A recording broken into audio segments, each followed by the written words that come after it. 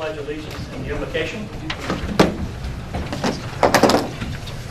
I pledge allegiance to the flag of the United States of America and to the republic for which it stands, one nation, under God, indivisible, with liberty and justice for all. Bow your heads, please. Lord God, we thank you for the blessing that you have given us this day.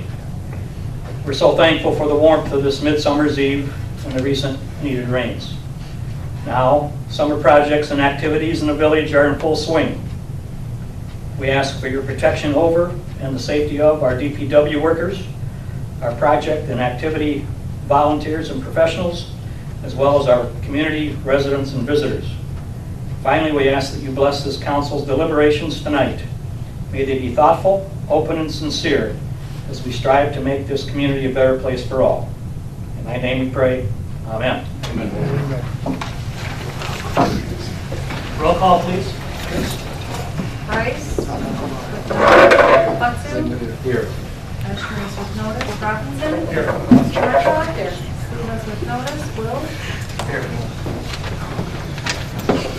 Let the record show that the proper procedure for notifying of an absenteeism by a councilman is that they should be contacting the president. I only heard from Councilman Bryce. I did not hear from Councilman Heschman nor Councilman Sleva. So let the record show that, as far as I'm concerned, that is without notice. We have an agenda in front of us. Any corrections in the agenda? Modifications? I think under number 8, under public comments, I think at that point in time, we'll let Lieutenant Glover speak at that point in the agenda rather than changing the agenda. Give you a chance to bow out if you need to. I'd like to make a motion to approve the agenda implemented. Motion by Councilman Skornicka, supported by Councilman Butsu. Any other discussion on the agenda? Hearing none, all those in favor, please say aye. Aye. Aye. Opposed? The agenda is approved. We have minutes from the June 25th, 2018 meeting.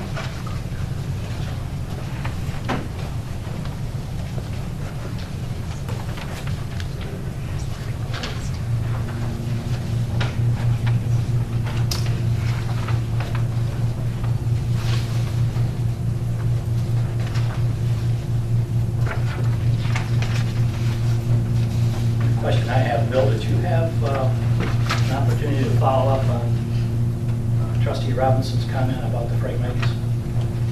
The SISMA? Did that get taken care of? Yeah, I'm scheduled to go to the next meeting with Supervisor Kathy Thurman. So we're going to attend that next meeting.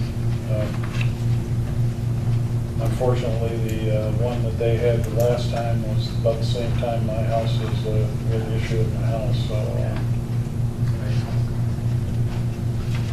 I will be attending the August one, and I am on their band system and all that now too. So The question I had on the minutes to follow up. Anyone else?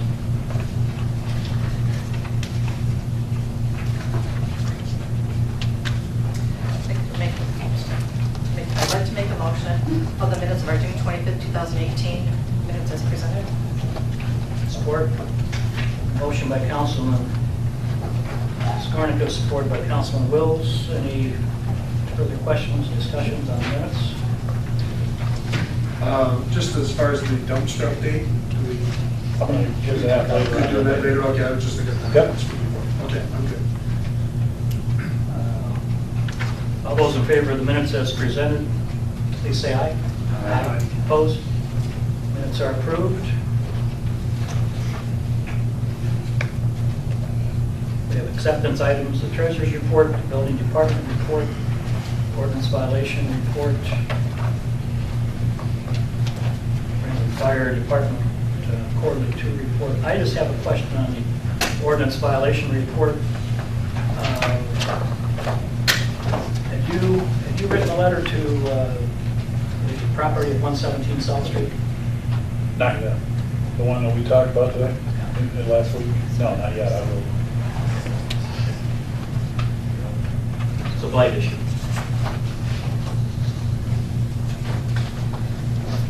I had a recommendation to the report that when we send out the first notice, there's a date, insert an extra column for the date the first notice was out, and then also for the second notice, the date of second notice. Oh, okay. Thank you. It's a good extra. So the ones that are on here that have cleared, so those are closed, if you will, maybe instead of a clear date, maybe closed date. But the 3 that are on here, well, aside from the July 2nd, and I don't know if your letter says a 30-day compliance, or I'm not sure what time frame, but the one in question from May 11th, we haven't sent a second letter out.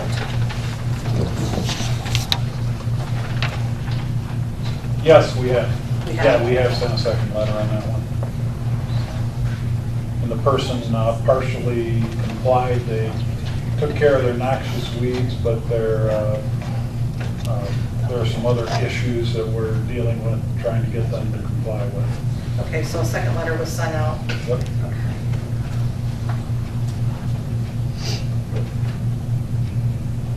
And on 126 South Street, where you have a business operating out of a residence.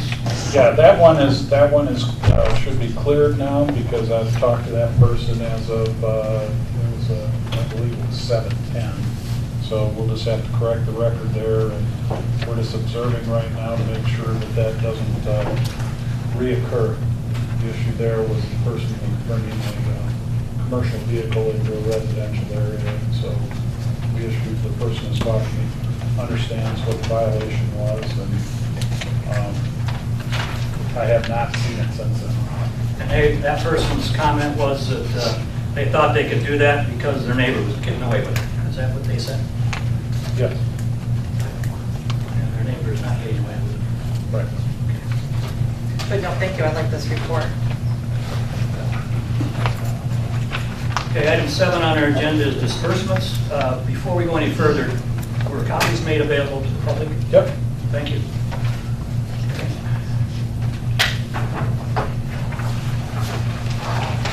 Okay, so we have a disbursement request in the amount of $36,818.75. Questions?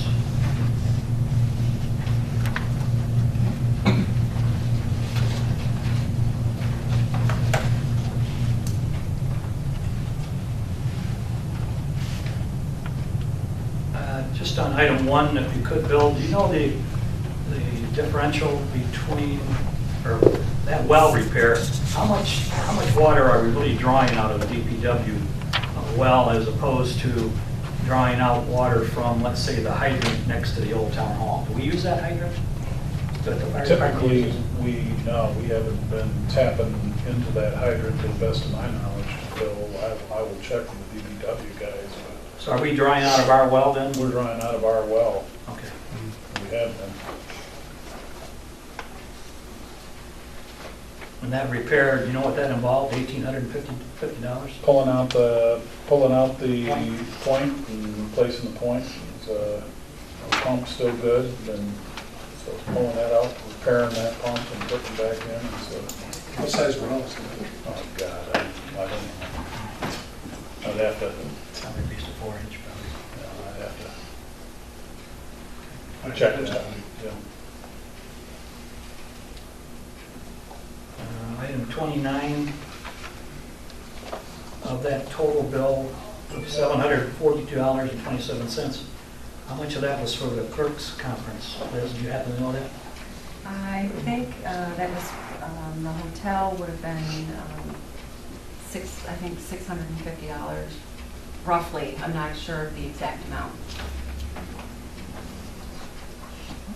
If I can just make another recommendation, I know in the past we've asked for this as well, sometimes it might just get oversight, but to break out what it is for each one rather than a total. much was Yeah. postage, how you guys, yeah.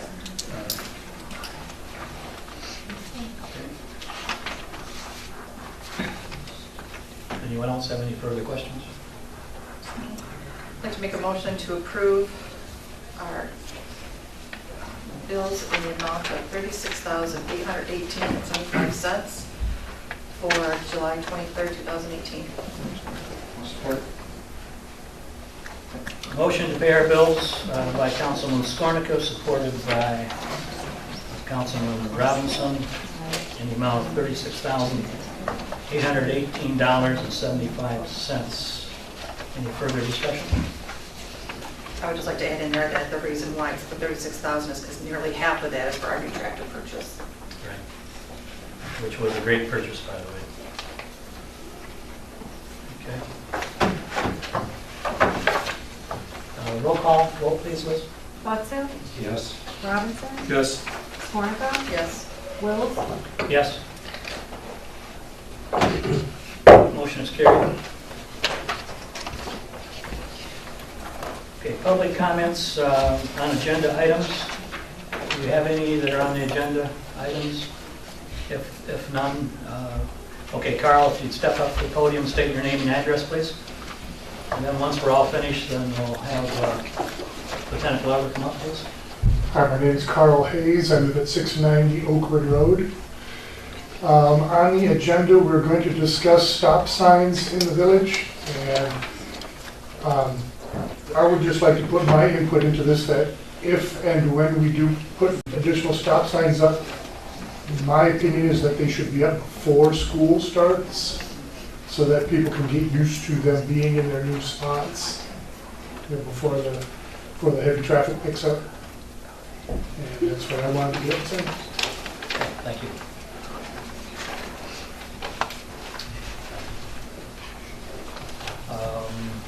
Okay. I didn't see Chief Pappas up there. He's here. he's hiding back. Did you have any comments at all about your quarterly report that you, Unless you have questions. well, not necessarily on the report, but I do have questions and comments for the public regarding the burning permit process. You want me to step up there, or? Yeah, please, I did go by the fire hall today, and I picked up a copy of the permit. Do you have one with you? Would you like to use Oh, no, I got it. Okay. And I bring this up because in the paper the last couple of weeks, there's been some comments and criticism about the fact that either we are delinquent and remiss in not having a burning process, but in fact, we do. We have a very good one and a very thorough one. And I think it's misunderstood, so I thought it'd be a good time if, since you're available, Chief, if you could highlight some of these points on the actual permit. And it is very specific. And so if you would, just talk in terms, if you could take a couple minutes, please. Sure. So burning is allowed in the village as well as in the township. You do have to obtain a burn permit. Burn permits can be either obtained by the fire station or in person at the fire station, I should say, or online. If you go to the Brandon Township.us webpage and go to fire department, and under fire department you'll find burn permits. You can actually apply for your burn permit online. Couple of things to remember: that the fire must be 50 feet away from any structure. You can reduce that to 25 feet if the fire is smaller than 3 foot in diameter. The only thing that you are allowed to burn is dry seasoned wood, so for campfires only type thing. If you're going to burn leaves, actually you're supposed to do that only on the circled days on the back of your permit. And when you go online, you'll be able to print off the calendar that has circled days. Okay? If I may interrupt, just for point of clarification, Chief, this is a permit that is not per occurrence, but for the year. Correct. Annual permit. Yes, it is an annual permit. It's Apply only once. Yes, you pay for it one time. It's just a joke. We don't charge. January 1st to December 31st is what your permit is good for.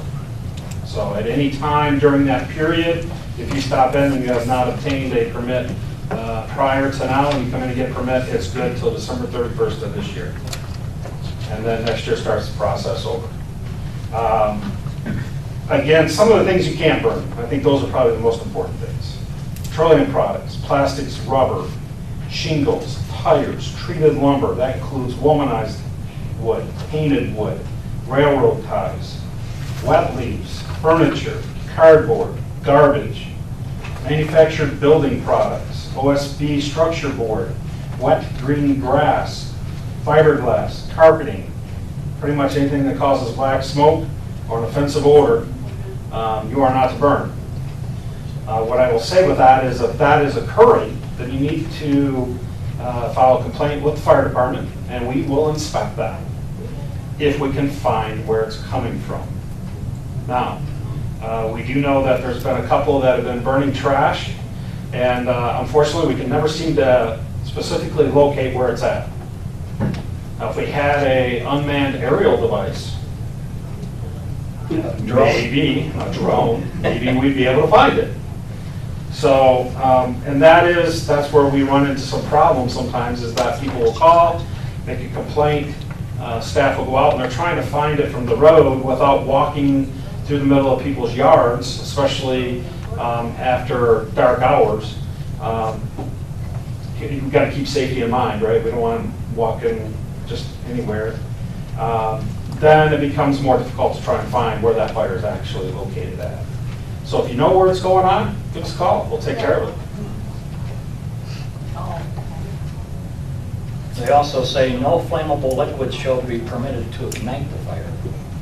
I think that probably goes without saying, but Well, that's a good point. You could use fuel oil, doesn't have a high flash point, or The best kerosene. thing, yeah, the best thing to use is lighter fluid. If you're going to do it, just like lighting a grill, start with a little lighter fluid. You don't need a lot, it's very little. Do not use gas.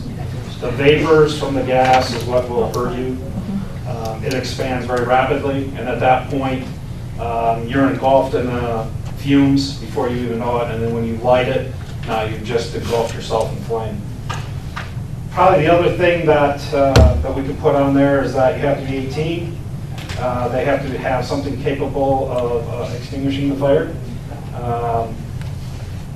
During drought conditions, if we determine that we want to put a burning ban on, that is allowed to do that. How would that be posted? We have done it in the past to the Facebook page, we've done it to the website, to the Brandon Township website. And we also have a method that will be able to turn the burn permits. When you go online, if you were to, say, sign up for a burn permit or you want to check, there'll be a place there too that would not allow that to occur. And the other thing is, remember, burning is a privilege that may be revoked at any time. It shall be the option of the fire official that shall dictate the right to burn. And those are, some words from a very wise gentleman at the time that created this. One of these days. So, and again, you are subject to fines, subject to tickets. Haven't had to do that too many times, so typically we can usually get compliance of, hey, listen, if you want to go the ticket route, we can. We prefer not to, obviously, for both the occupant as well as the fire department. We want people to have fun. We want people to be able to sit around and talk and maybe have some of those late night conversations sitting around a campfire that usually can be very entertaining and probably very insightful at the same time. But we just want you to make sure that you're burning proper materials and that you're not doing it illegally or to offend your neighbors. Ultimately, that's where it comes down to. Okay, and of course, they also say, which makes sense, but no burning in windy conditions.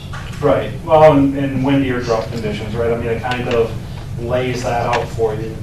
And so people have asked, well, how windy is too windy? If you have to ask yourself, gee, I wonder if it's too windy today, it's too windy. That's a fair assumption at that point. I had a slight breeze back a few years ago. and I was down by the creek burning some leaves, and I had gotten my permit, and everything was hunky-dory, and there was a little wind, and then the wind came up, and it shifted, and then it went right towards the neighbor, and then some of the wet leaves underneath the dry leaves started smoking, and you couldn't see across Mill Street. So the traffic, was impaired. And so an officer showed up. I was standing there with my hose and my rake, and I got my permit. But he said, hey, watch it, And then it wasn't even 10 minutes later, a fire truck shows up, a big tanker, with the same guy who gave me the permit earlier that day. And Probably because we got word that it was an out-of-control fire, and we weren't sure how out of control it was. well, no, they had a call that the village pub was on fire. Right. Because the smoke had gone all the way down there. They couldn't tell. I mean, it was all of a So I know sudden. firsthand. But you didn't get a ticket, though? No, I didn't. Should have. They made me put it out. So I hope that answers some questions. Any questions? No. And hopefully that the village residents that are watching, again, if they have an issue, make sure you please call and report the problem. You have a question, Carl, for the Yeah, chief? could I ask the chief a question? Did you mention about burning household waste like newspapers and paper plates and, because people used to have burn barrels? Burn barrels. I think Right. there's a few of them still in town. Yeah, well, you're not supposed I to burn don't know garbage. that people are using them. Right, well, I think that's part of the problem. I think some still may be, and the issue is trying to find those. You can burn papers. We recommend that you burn very little paper, a little bit at a time. The reason we have papers on here is that if you have documents, we don't mean like bundles of newspaper or bundles of magazines. That's not what it was intended for. It was truly intended so that if you want to burn check stubs, canceled checks, bank records, personal data that you really don't want to get out, and that's definitely one way to take care of that. So I hope that. Okay, so what you're saying is as long as it's not obnoxious to the neighbors. Well, No. I'm not necessarily saying that. What I'm saying is you can't burn garbage. So let's get that straight first. Yeah. Garbage is not allowed. So household refuse, garbage is not allowed to burn. Okay. So if you're burning that in a burn barrel, you are definitely violating the ordinance. Okay? Thank you, chief. Yep. Any other public comments on other things? Then, if that's the case, then we'll bring up Lieutenant Glover, please. Get him sparky. Trying to figure out how he got ahead.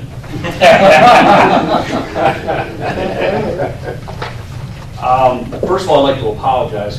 When I drafted this up, it was for the township board, and I don't believe that I addressed the village council when I typed this up. The following is our 6-month report for the year. And as you can see, our dispatch calls for service are off the charts. They have been since last November. Doesn't seem like we've slowed down.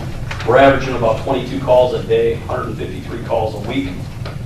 We're 753 calls ahead of where we were at the same point last year, which is a lot of calls. So, we go, some days we might have 22 calls, we go other days we might have 35, 40 calls. It just depends on the day. So our calls for service for the township were up 741 calls. Within the village, which we do record separately, we're 12 calls ahead of where we were last year. Traffic enforcement, which has been a kind of a hot topic from village residents, mainly on South Street, Mill Street, and Church. We have absolutely pounded those 3 streets in the last couple of months.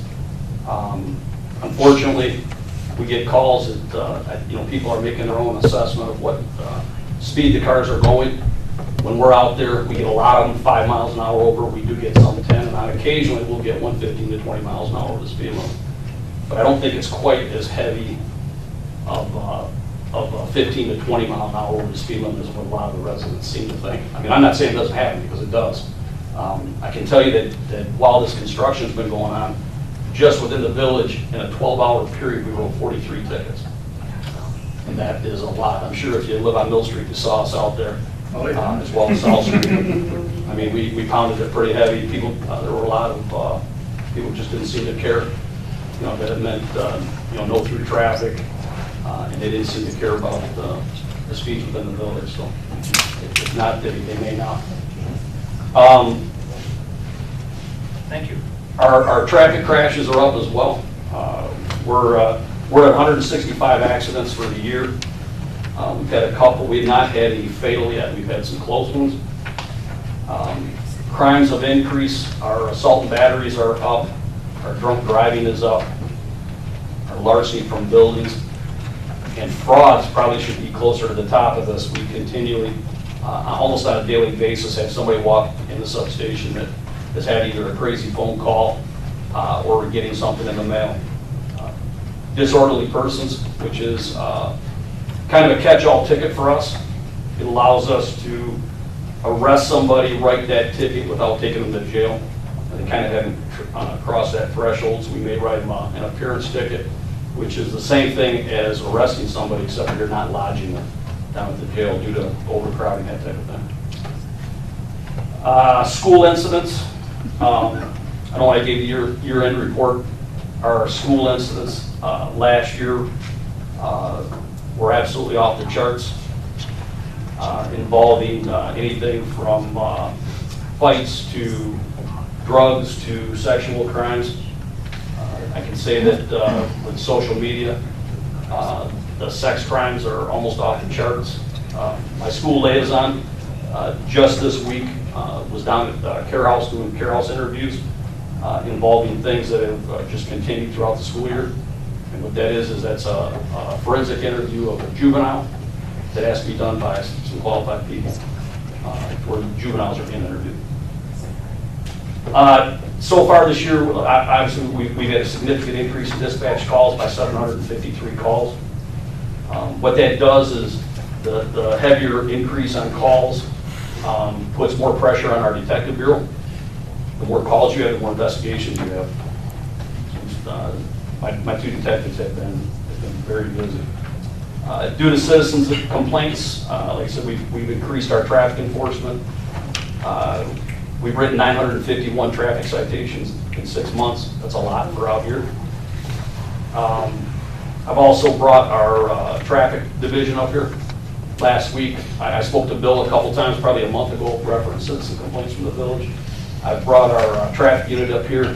They kind of wolf pack certain areas. They'll bring 10, 11 cars up and pound certain areas with just traffic enforcement. That's all they do.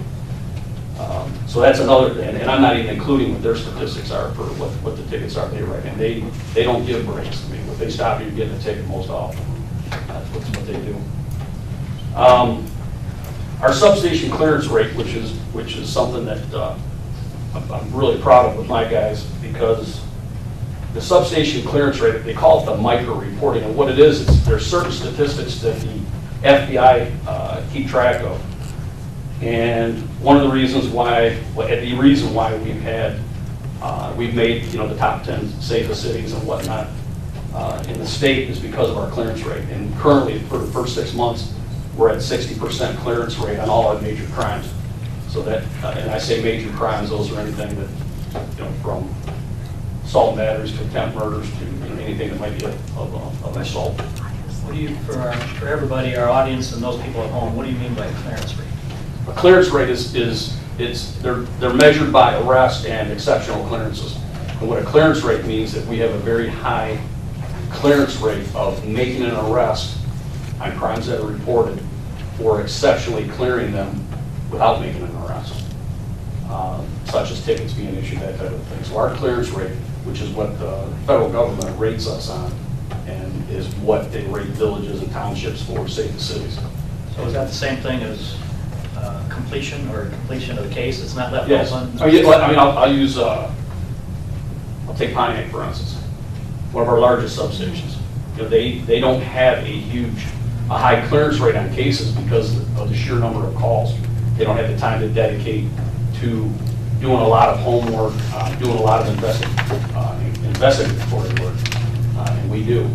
So my detectives take pride, and so do my officers, in making arrests on crimes that they need to, and we're fortunate to be able to do that. What it basically says is that we do not leave a bunch of open cases out there. If we have a home invasion, the guys are putting the time and homework into arresting the responsible that's responsible for those types of crimes. So 60% clearance rate on a substation that handles about 7,000 calls a year is very high. Thank you. I included the Brandon Township numbers as well as with the village. If you look at the our call for service listings, you can see how they're listed, kind of how they're broke up by category. Assist citizens is kind of a catch-all for us. I think more and more people are aware that at least during business hours, usually somebody's in the substation. So we get a ton of walk-ins at the substation where we're actually taking a report there instead of at the residence. Some people prefer, they don't want other residences knowing, having a police car in the driveway, they know somebody's complaining about something. So people feel a little bit more comfortable coming into the substation as opposed to having to pull up in the driveway with a couple cars.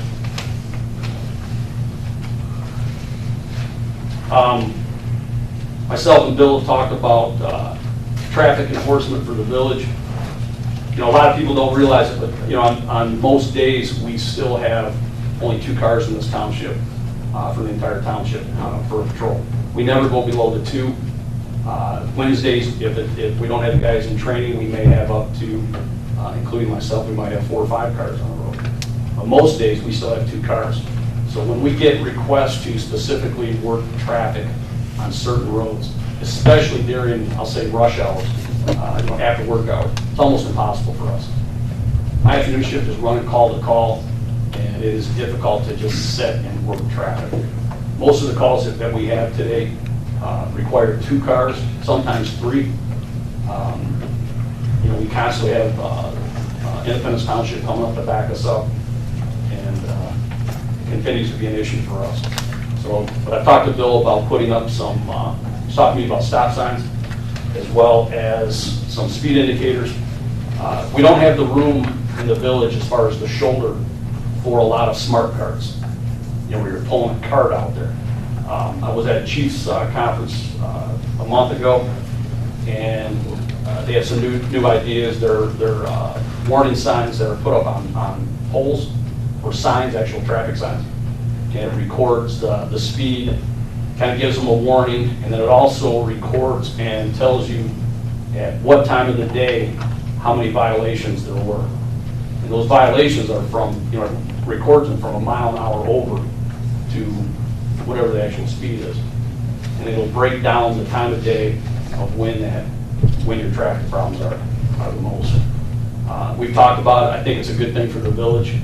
I think it's a good thing for the township as a whole. If you worked out something with the maybe the township going in on a couple of those where they can be moved. How was that data retrieved?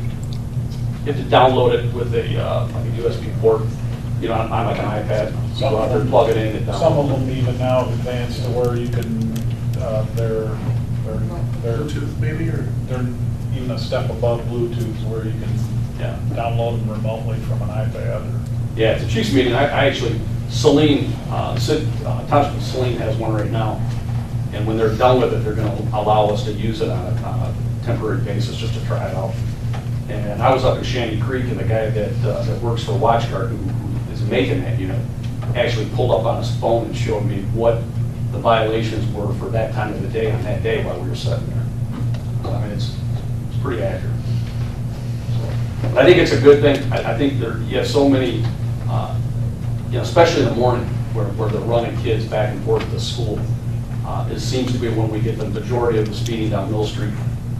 Throughout the village, really. The morning seems to be the worst for us. And I think if you have something out there where it's showing a speed and it's bright enough and it's flashing to forewarn people, some people, they're in a hurry, they're not going to pay attention. I think it'd be a good thing. And you can move it around. If it's mobile, you can just put it on a sign, one of your signs that are currently out there now. Do they ever get vandalized?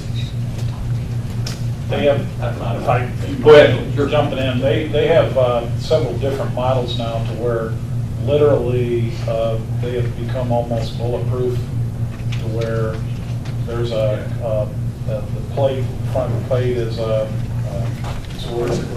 it's almost like a bulletproof glass in Yeah. front, and then it has each one of the LED readouts are protected by a plate of individual things, drilled for the thing. So if someone were to literally shoot it, it would still work. We haven't had issues with it because the ones that we use currently in other townships are smart cards, we just haul them out there. And most people are not into damaging police property. It's a pretty hefty felony charge. So most kids are smart enough that they're not gonna mess with that type of thing if they know what it is. But if it's, and I think that if the village purchases, people aren't gonna know whether we own them or whether the village owns them. It's a warning, it's a warning to them, you're not actually writing the ticket. So Lieutenant, you mentioned Saline. Any other communities that you know of? Oh, they're using them all over the place. Are they? Yeah, I just knew about Saline because WatchGuard had come out with a new one, and Saline was borrowing it to test it. Well, the three of us had a meeting last Friday talking about doing that exact same thing. And there's some that are on sale and all that. Yeah, right now, there's some of them running solar power, so you don't have to worry about the battery Right. or anything. Yeah, I've seen And some it's like two for, normally they're $2,900 a piece, but Yeah. you get like two for $5,500 or whatever. And I mean, you talked about the stop signs. I mean, I've been all over this village, and I just don't know where you're gonna, I don't see the advantage to adding stop signs. I really don't. I don't know, are there places where you could put another one? Sure, you can throw them out on some of those main drags, but I don't know where.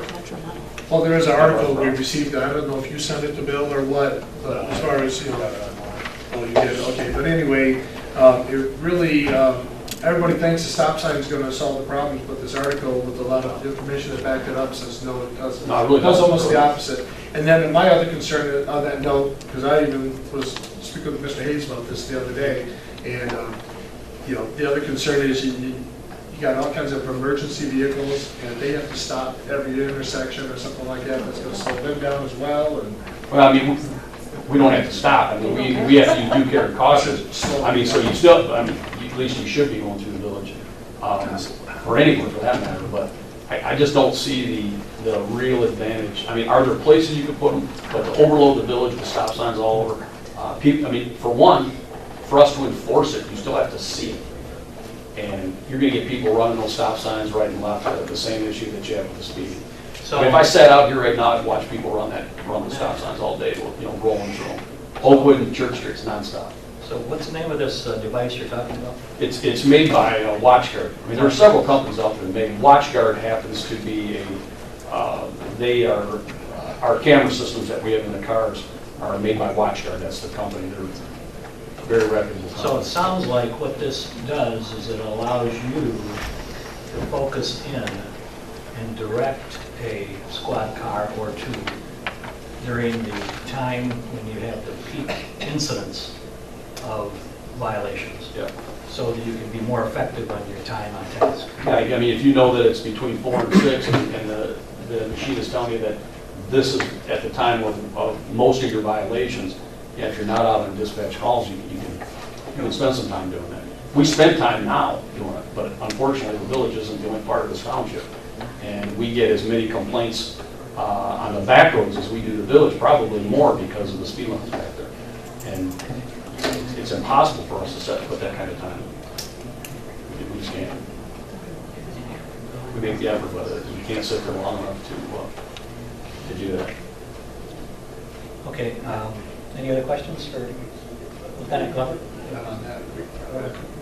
I'm good with this. If anybody has questions on the report at all.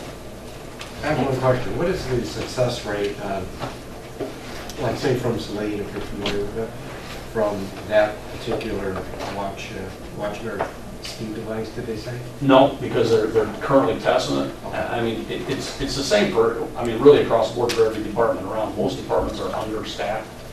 And it's like for Brandon Township, for us to spend time with 2 cars on the road working specifically traffic, for the length of time that you need to do it, it's difficult to do. You do it when you can and I think try to that appease everything. is like, once the word gets out that these things are available, people at least think about it now. You think about it, but we kind of had a rule of thumb out here, it was something that I put in place when I came out here, was not writing village and township residents tickets if we could keep from.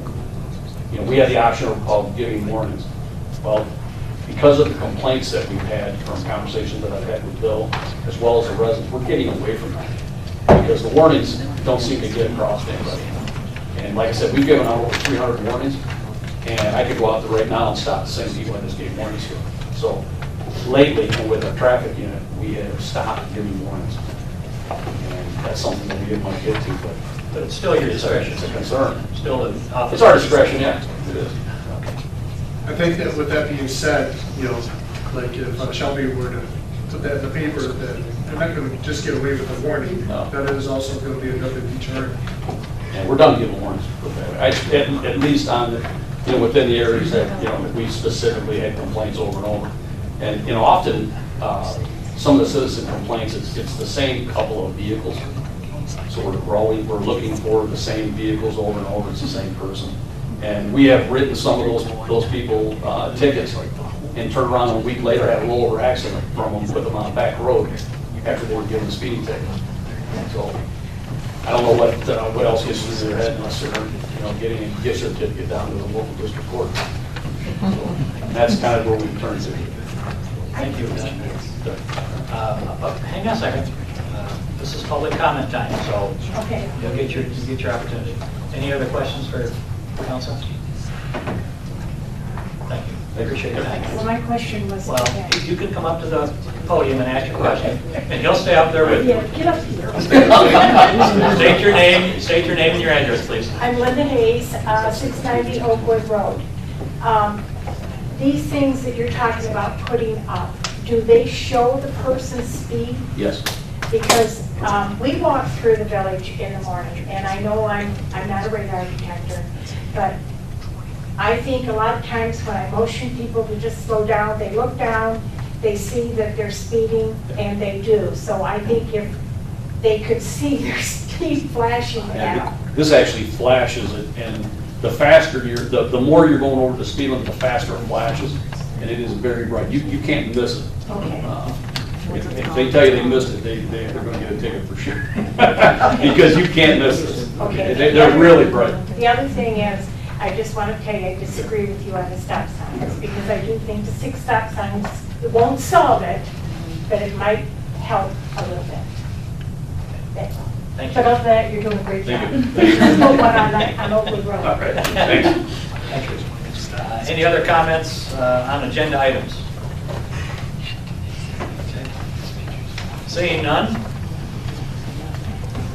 we'll move on to items from trustees.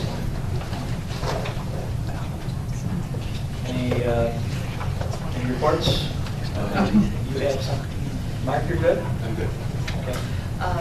Last month, when we were discussing the employment and the merit increases, on behalf of the Personnel Committee, when we met, when we gave Bill his performance evaluation, he asked the Personnel Committee to consider approving or asking council to approve his tenure that he had with us for his previous employment, which is about 5 months. So on behalf of the Personnel Committee, I'd like to make a motion. I'd like to make a motion to approve the tenure for Bill Sprague for his previous employment that will be credited. His previous employment tenure will be credited. I'll support that. And just for clarification purposes, since it's not on our agenda, and with details, what does that involve and when did it occur? What time frame? Bill, I don't have the, it was from... November, well, late October of 2009 till April 2010. And then I hired him again, obviously, March of this year. Was that approximately then 6 months? So roughly five and a half, something like that. So, well, personnel, we discussed 5, so I don't want to take on and exact, change that to 6 because personnel committee did not discuss that. We discussed the 5 months, so I would, I feel comfortable asking council for the 5 months. Questions? Comments? Okay, hearing none, all those in favor of the motion by Councilman Skornica and supported by Councilman Butzer to give our current village manager credit for the 5 months plus credit of prior employment during the fall of 2009 and the spring of 2010. That pretty much captures it all. Yeah. Okay. This is down the record. All those in favor, please say aye. Aye. Opposed? Okay. Motion is carried. Thank you, Colin. Any other subcommittee reports? I know the Streets Committee has, we've talked, we're going to be hearing about the progress on Schoolhouse and Cedar shortly, right? Anything else, Mark? Other than we're still looking into the speed issues here in the village, we're not ignoring it. And I know I read a lot of information that Bill came across from that. I don't know if you had a chance to read it. And I know we spoke a lot about stop signs, and my gut feeling, in fact, at the meeting, I said, hey, just buy a bunch of stop signs and let's start putting them up. But they're saying in these articles, from all kinds of past tests and everything else, that they're not the solution for the problem. But there are other things that we can do before we got to put our heads together. And so we are going to be addressing this in more detail later on tonight as well. So we're not done with it. Anything else? No? Okay, I guess that's it from trustees' reports. Item 10 on our agenda, new business. The Brandon Groveland Youth Assistance request. We do have our representative from BGYA with us tonight, Bob MacArthur. He's here to provide any information or clarification on questions to that effect. This is something that we have decided to do previously, so we're just making this official. So I will move to approve the Brandon Groveland Youth Assistance request in the amount of $2,000 as presented. Need support? Support or not? You support and then ask them. Well, yeah, so Okay, Butzer. We have a support by Councilman Will, supported by Councilman Butzer to accept the motion as presented. Now we have questions. Go ahead. what did we put in our budget for BGY? We did put the, okay, so I was, right, that was my question, just to know where that fell into already in our budget, so. I also have a question, as far as what does the township put in for also for this? I don't know that. Do you know that, Bob? Absolutely. Okay. The Brandon Township puts in 3,000 plus we this year. In 18, we got 3,000 of CDBG money, and we're getting 4,000 of CDBG money in the 19 fund. Groveland is up to $2,500, and we had CDBG money from them, their 2016 money to use it up, but we're no longer going to get CDBG from them. So when it comes CDBG time for the village, you'll probably see me again to see if we can get some of that money and the CDBG money. Could you repeat that again, please? Those numbers and from where they're coming? We're getting 3,000 on the sponsor fee, which is like the 2,000 that we just... 3,000 from the township. Correct. We get 2,500 from Groveland. And last year, I think we got 1,500 from the village. And this year, I requested 2,000. And you said we're not going to get any money from Groveland? We're not going to get CDBG money from Groveland. Last year we got 4,000, is what you said we got. Can you explain the CDBG? No. It's community development block grant money it's a true pain for your clerk, and it is in the township. It's a lot of work, and, but we're able to use that money for kids at risk. And right now, we're only at the township, these Oakland County folks and feds changed the rules on us halfway through the year, that we had been using those funds for all children, and we call children at risk. They have to meet the funding, or they have problems with Lieutenant Glover at some point. So, but those are the kids that we try to deal with. But the feds changed it down to the county that what they classified as youth was 13 and older. So we had expended a lot of money through the year because of sports programs we do with Brandon Township Rec, with a lot of kids that were under 13, which come out of our budget then, and we were unable to get it back. So what I'm hoping to do with, if we get another community to get their CDBG money, we'll have one do the, what they classify as children, 13 and under, or 12 and under, and keep the township doing the 13 and over. That way we can continue on, and it makes it a lot cleaner to do it. Like I say, it's, the paperwork from my side is a true chore, and it's worse for your clerk to try to get that money and the paperwork that's gotta go through it. So it's a very worthwhile program. The money gets spent in, and I can give you, if you really want to know just a few of the places that we spend it, but, and I say a few, I have probably a list of 10, 12 places where we spend up to $4,000 on a program for 100 kids. And we send some to camp, and correction type camps, not just to go there and go horseback riding. We send them there because they may be not required by the police or by the courts to go there, but it's recognized by folks like Lieutenant Glover, our caseworker, Reagan Rockwell, and your deputy. School liaison, Rich Hubble? Yes, thank you, Rich Hubble, the school liaison. Those folks collaborate and say, this kid needs to do something, we don't need to send them to court to get it on their record. And those are great things, and we spend a considerable amount of money on those kinds of camps. But again, they have to meet the income requirements, which are all HUD requirements. So, but again, it's a chore for that part, but we've done a few adult programs. We had 2 suicide prevention programs that were held at the library that we funded that and sponsored it with not the turnout that we would hope for, but we had like 20 people, and we all know that's an issue, but it's getting folks to come to those is difficult.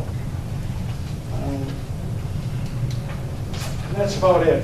And our board, Shelby's on it, and Liz is on it, on our board of directors. Our board of directors are like about 14 people, but our executive board is myself as chairman, Jane Deary, Burkett is the vice chairman, and Judy Miracle is our secretary, and Lynette Kelly is the treasurer. And then we meet once a month, typically just to go over. We don't hold a official meeting for minutes, but then we hold a once a month meeting at the library at 11 o'clock. And it's, you know, if you're around at that time, we sure invite you to come, because it's a brainstorming meeting. It's not a decision making typically until we have gone through it. Somebody's figured out a program. How can we do it? How can we fund it? You know, where can we beg, borrow money? We have several organizations that fund, a lot of our Eastern Stars have funded the suicide prevention programs. The Masons have funded, I don't know if you've ever seen the cards that we hand out. We hand out about 1,500 of them every year to the school that gives these kids all the emergency numbers to call, either through the school or Common Ground. If they're having a problem, Okay to Say is a big one. And those kids are handed those out. They're in their bathrooms at the school. They're all over the place. And we have documented a few occasions that these cards were used.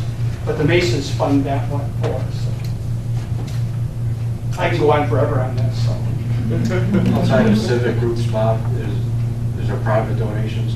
Correct, we accept private donations, and we get a few of those that folks donate to it, and we are 501c3. That was another project that we got just last year, finally completed. We got off your books. In the past, which I had when I first took over, I had no idea that the village bank account was our account. We had an account there for BGYA, but it was on the village books. But your auditor, who I believe is the same auditor for the township, and a friend of mine indicated that that's not a wise thing to do, and he helped us get we got corporation papers and got the 501c3. So we absolutely can take those and give you receipt of those donations. So they're welcome. Any other questions? No, I'm fine. Thank you. Thank you. Okay, so we have motion and we have support. Questions among council? But we had already put it in our budget for this year, so this is just a formality That's that right. I'm asking for. That's right. It's a formality. So the money's already there. We've already- The money's already allocated. Okay. The foresight. So all those in favor of the motion as put forth and supported, please say aye. Aye. Opposed? Motion's carried. Thank you. Thank you.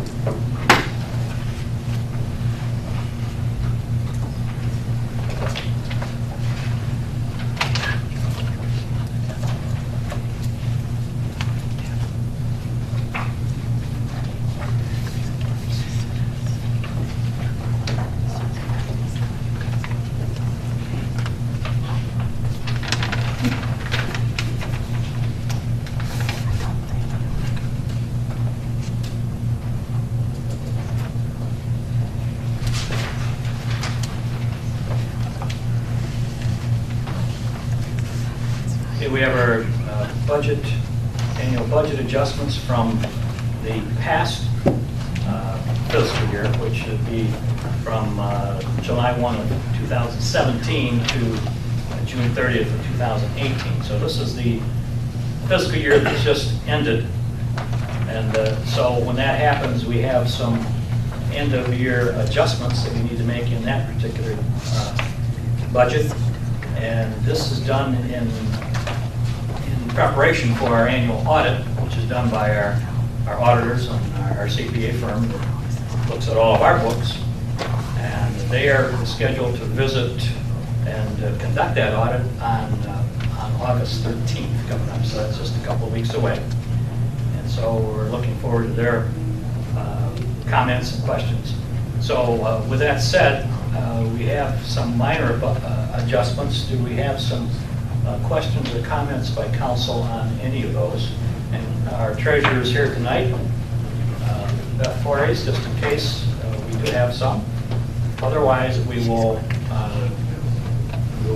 handle these in two different motions, one be item B and one be item C.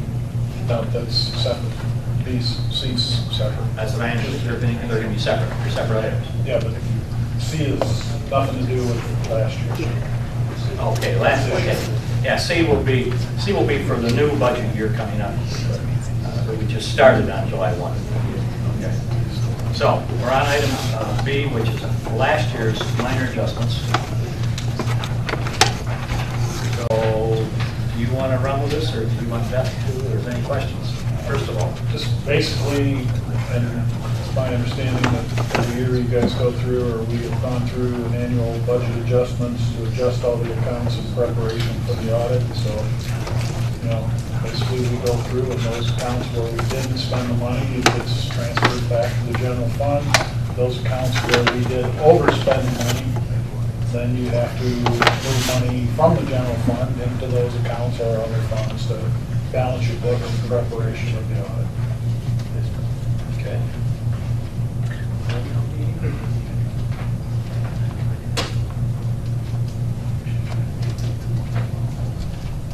So I have a question.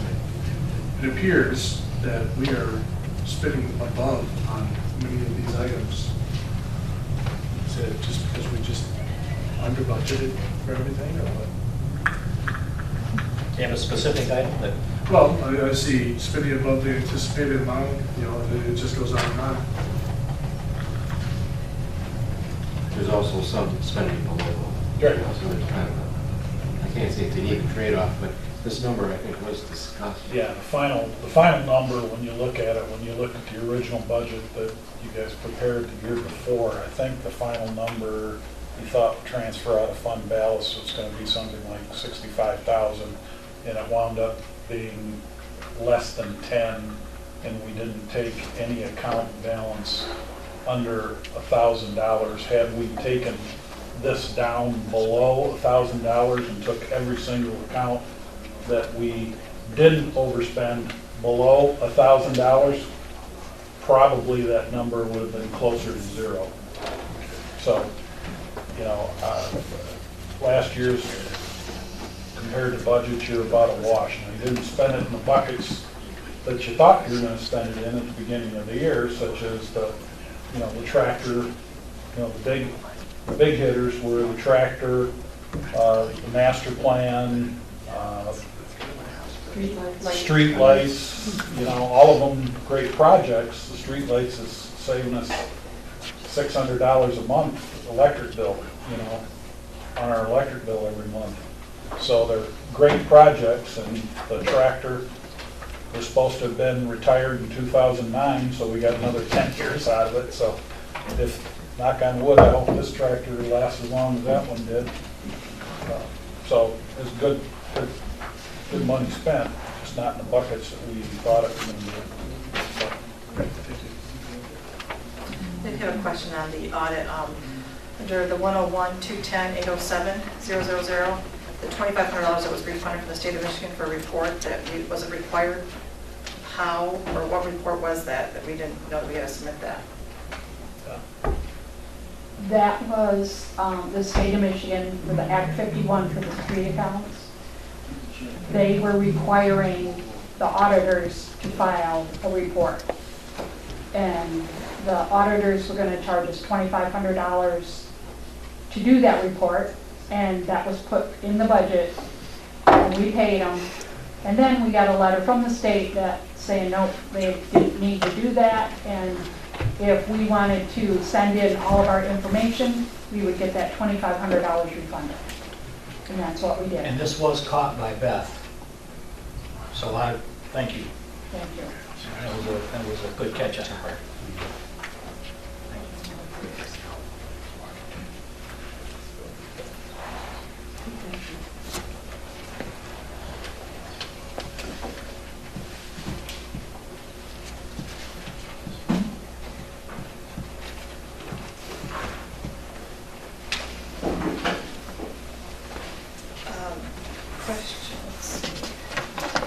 Question on 101-441-702-080. That's 442, 441?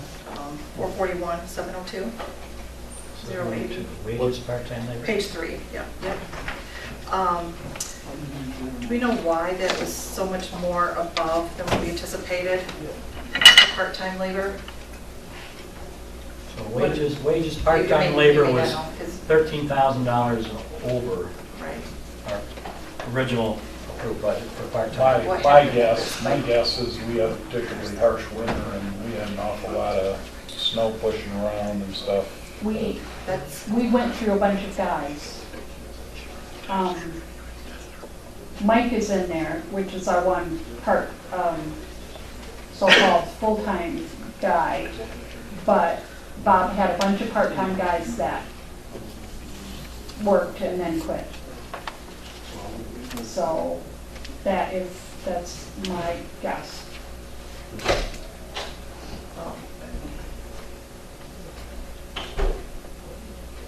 Yeah, could we find out exactly what that is? Because it just seems like, I mean, $13,100. I mean, and I understand that employees quit, but they still would have been employed. We still would have had a base of the 3 or 4, and if that 2 or 3 quit, we rehire, we're still gonna have that 3 or 4, right? I mean, it's not that we had, 20 guys or something, so.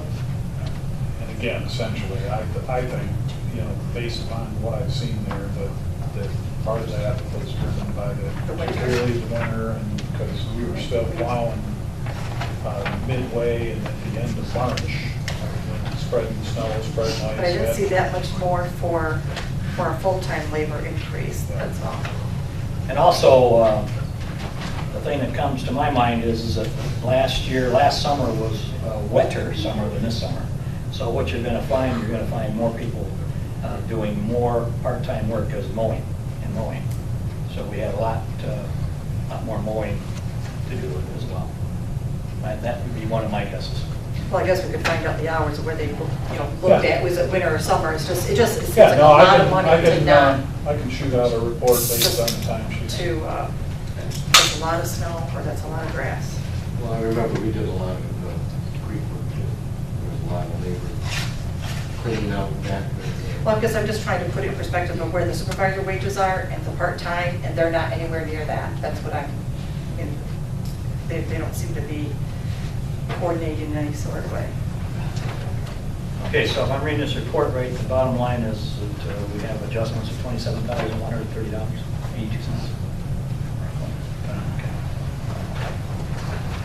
And that it does balance, and so we're good to go, so we can give this to our auditor. So, that said, I'll entertain a roll call vote to approve the... We need a motion on this? or Wait, just- did I make a motion? Oh, that was the last one. Okay, we do need a motion, yes, please.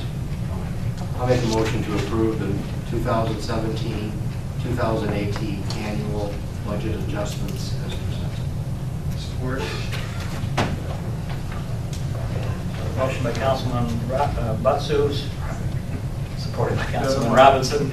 Any other questions, comments, discussion? Can I just make a comment? Yes, ma'am. That 27,000 is just for the general fund. We also had major streets and local streets, which those The green are sheet. separate. The 1198, oh, those The weren't. yellow sheet and green sheet. They weren't discussed. Do we have any other questions on those? Yeah, those motions aren't on here, so. Well, they're all Oh, I covered. see. They're all rolled in together. Gotcha, The whole see thing. it. Yep, They're yep. all rolled in together, Yep, but I we see didn't it. discuss those. Yeah, I didn't have any questions on those. No questions? Okay. So everybody's good with that? So roll call vote, please. Orton, Yes. Rose, Yes. Watson, Yes. Robinson, Yes. Okay. Any opposed? All opposed? Motion is carried. Okay, now we move on to the budget amendments for 2018-19, current new fiscal year. And that deals specifically with the flex benefit stipend, which, as you will recall at our last meeting, was recommended that we terminate that particular benefit. Okay. I think to make a motion to approve the 2018-19 budget adjustment in the amount of $5,000 and delete line item 100-865-703-000 and transfer funds back to fund equity. I support that. Comments, questions? Actually, that was 703.00. Just the only comment I'd make is what we're going to try to do this year, and I know we've talked about it, is you can't tell how you're doing if you don't do these as they occur. So what my expectation is going to be this year is we're going to, as things like this develop, as we find budget adjustments, which you might find here later in the meeting, Eddie, we want to take and handle those as we're doing them, so that we can give you a better picture at the end of the year. Makes sense. Okay. Our trending reports will be more accurate too. Right. We vote on that? Okay. Yes. Oh, no, I just did a motion. Okay. Motion by Councilman Skornicka, supported by Councilman Wills, to approve the 2018-19 budget adjustment in the amount of $5,000 and delete line item 100-865-703 3-000 and transfer funds to fund equity. All those in favor, please say aye. Aye. Opposed? Hearing none, the motion is carried. Okay, item D, we have the DDA painted rock garden request. And we have some people from the DDA here. Come up to the podium if you would, please. And explain what the project is. And let me just preface the project by stating that what you're looking at, Council, is a project brief, which is a newly designed format for what the DDA is going to use for any and all projects moving forward. And it's going to be a brief that is a summary before, and this is a brief, it's a project that's anticipated or being considered, and it's going to highlight what the summary of the project is. It's going to highlight the purpose of the project. It's going to highlight the project goals and outcomes.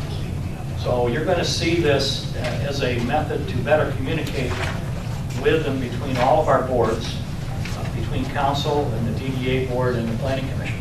I like it. So it's a very good and very concise report, and so we will be seeing these on a regular basis. So try and become familiar with these, and so that when the presenter makes the report, you'll have an idea about what to look for. Okay? With that said, Courtney McLaren, DDA Board of Directors and Design Committee Chair. So likely, just due to the nature of my committee, you will mostly be seeing me for these types of projects. The other committees are the economic restructuring and the organization, so you likely won't see too much of them. But in any case, one of the 4 Main Street approaches is design. And one of our initiatives is the placemaking initiative, which is to, and I'll just read it right out of here. In partnership with the village, the DDA will help reimagine and reinvent public and green spaces in downtown Ortonville through placemaking initiatives. So a couple months ago, I was looking for some volunteers for different things that we intend to be working on in the future, and Judy happened to be one of those who stepped up. This is Judy Klosnick. And she had approached and spoke with me about the Kindness Rock project, and expressed her interest in kind of taking it and making it bigger in Ortonville with a community painted rock garden, which is now what you see before you. We have everything kind of set and ready to go to move forward. We have spoken with the DPW director, who has assured me that anything we may need from them, he's ready to go. And what we're looking for tonight is just an approval of the location for the garden. And Judy has some rocks here that she painted. And I believe, These are a couple that we're passing out for my kids. It doesn't look like if we're passing it out, it has a label on it. It says, yeah. Yeah, you can just, I mean, you don't have to be an artist. That's my daughter's artwork, so. I'm sure you've seen them around town. Did you want to see them closer, Mark? Or when Yes, please. Well, actually, I've seen some of those because I walked the neighborhood, and my grandkids have picked up a couple too. Yeah, it's pretty great, and as Judy is better equipped to tell you because she's more highly involved in the project, the Kindness Rocks project.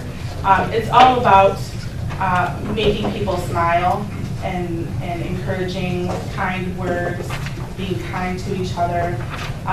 So the whole intent of this garden is to have a local centralized place where people can find rocks and words of encouragement, words of comfort, different things like that, and kind of a place, as you can see in the sketch, I believe that we provided you with, there'll be a bench, birdhouses, places for our local businesses to sponsor larger rocks that will be, that will stay put, thank you, permanent. And we also are working in collaboration with our local businesses. Lisa Painter is here in the audience. She is the owner of It's the Little Things downtown, and she has been working side by side with Judy on this project as well. So, Judy, I'll let Judy tell you the kindness rocks, kind of what it's about. Just really quick. Well, the basic thing was that a couple of years ago, a lady was looking for inspiration. She lost her parents. She was walking the beach, and she was looking for something, some kind of sign that they were okay. And she didn't see anything. Then a friend of hers said that she saw a rock with words on it on the beach, and it really made her feel better. So she thought about, maybe I could do something like this for other people. They're just searching or just walking or getting over grief or something like that, and making a rock of encouragement, kindness, something like that, and leaving it for somebody else to find. So it's basically, and it teaches kids to give without expecting anything back. And that's what the whole idea is to give inspiration to other people without expecting anything in return. So the rocks can be painted and placed? Yes. And then picked up and taken around anywhere in town? Yeah, you can even take Placed them out of the anywhere you state, want? out of the country. There's been people that have found them in Scotland and Australia, not mine in particular, but I've seen them.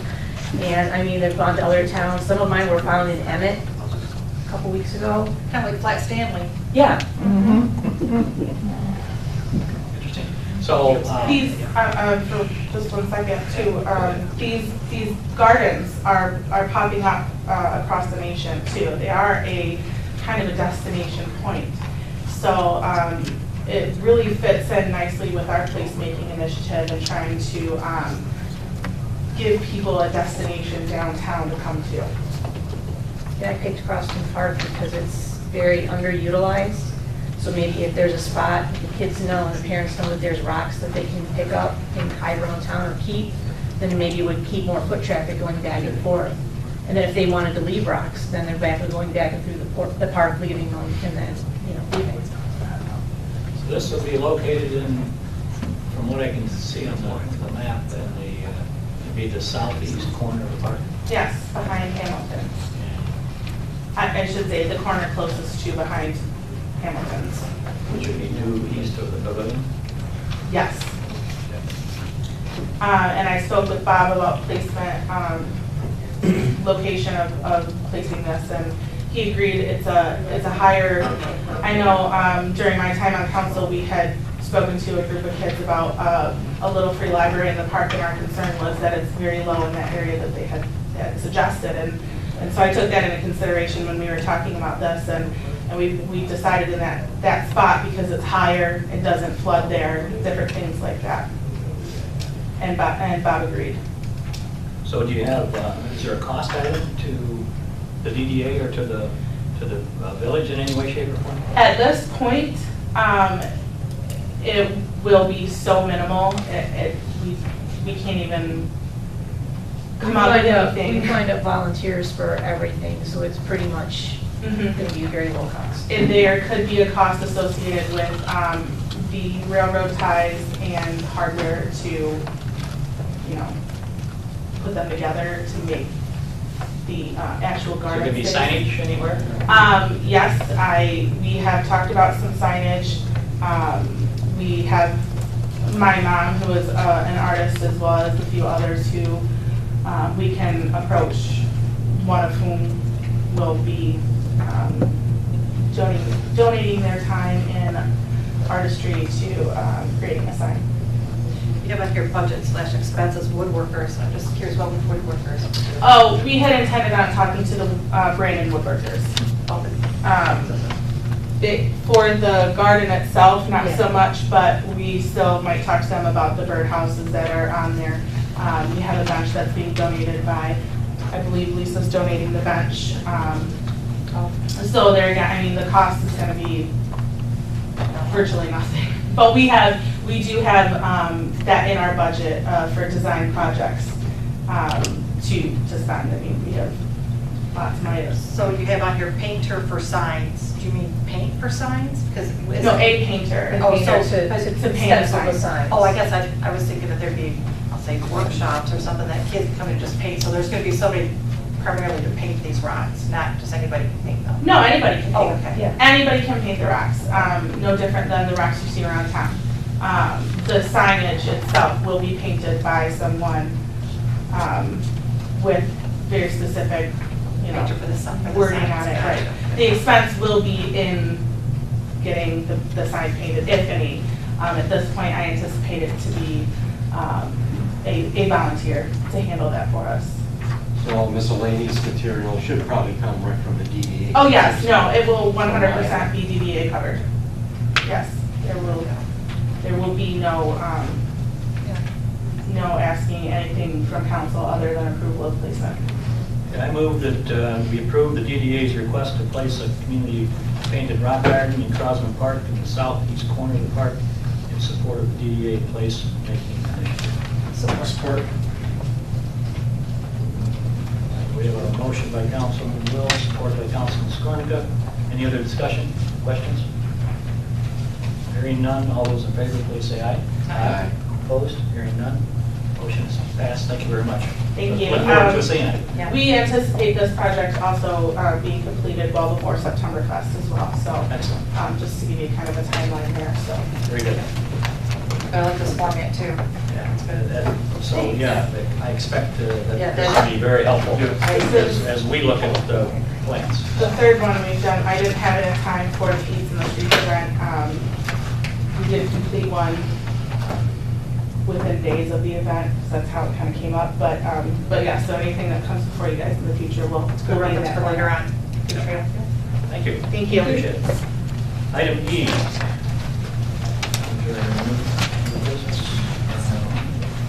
We have planning commissioner reappointments. Commissioners Hayden and Nivelt, terms expired on June 30th. Having served the prior 2 years. Planning Commissioner Chairman Lee Palshan. Protocol recommends reappointment for Cole, additional term of 2 more years.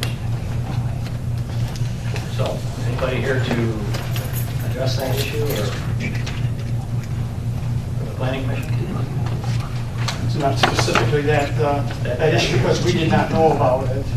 It wasn't discussed at our meeting. I see. But I have to agree with Commissioner Palaszczuk, President. Both are extremely active on the planning commission. It would be a huge disservice not to put them both there. As I'll be going through the master plan with you. There's several things that I'll be using their name to indicate what some of the things that were done. So, but again, we were unaware of it, and so were the candidates to be moved. Should we table this then, or what? I don't see no reason to, personally. Lee, give you that, and for as far as my position on the board, like I say, I think it would be a huge disservice not to replace them or reappoint them. Okay. So we have, we'll look at both people separately, and then we can discuss their issues that any council members have at the moment. So I will move to reappoint Larry Hayden to the Village Planning Commission for an additional 2-year term ending June 30th of 2020. Motion by Councilman Will, supported by Councilman Butsu. Now, any questions, comments?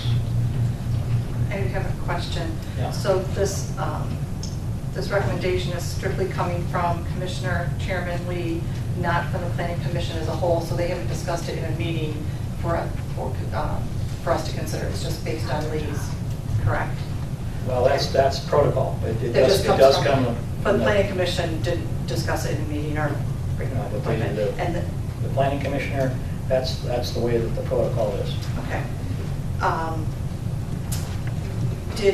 Did Planning Commission do, and I'm gonna guess no, because since you guys didn't know about it and Larry and Melanie didn't know that their terms were expired, do any solicitation for new members? I'm sorry, I didn't. Was there any solicitation for any new members? No, no. and I doubt there would be. I mean, I didn't, But when no, there there's was three not. appointments available. Okay. Any other questions? Well, I have one. I wish Larry was here, but he's not. But if Larry was here, I would say he's done one heck of a good job.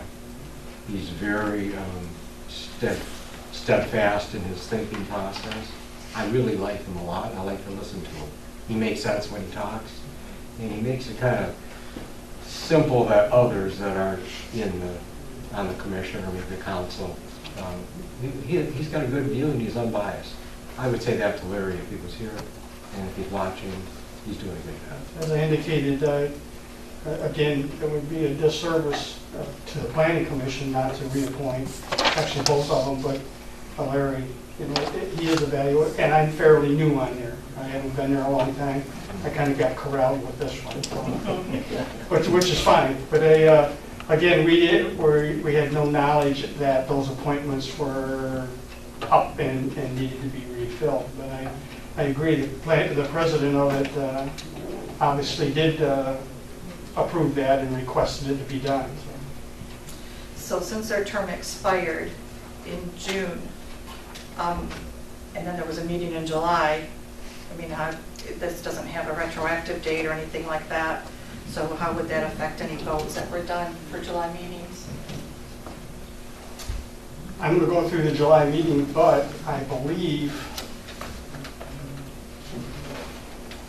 I'm just looking real quick here because I have the draft from the last meeting. There was no motions made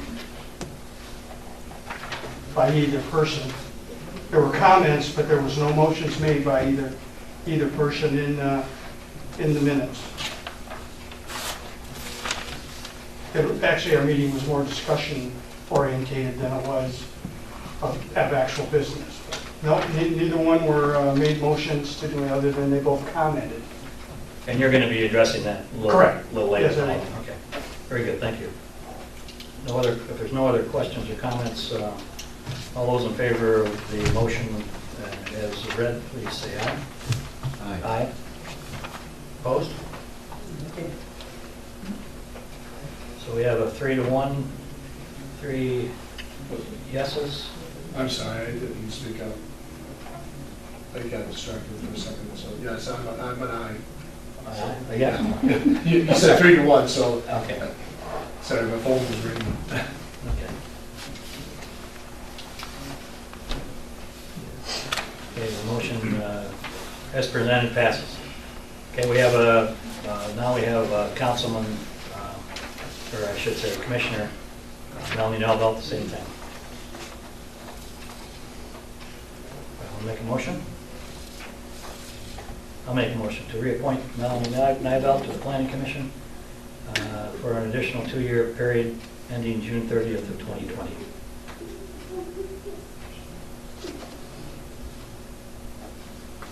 Is there support?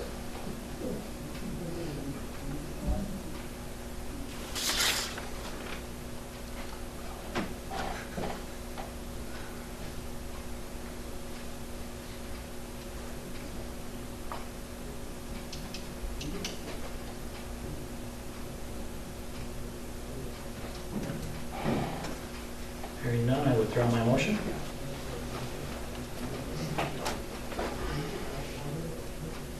So there's no provision for somebody else at this point in time, so we'll move on then to item F under new business, the Old Mill Museum paint.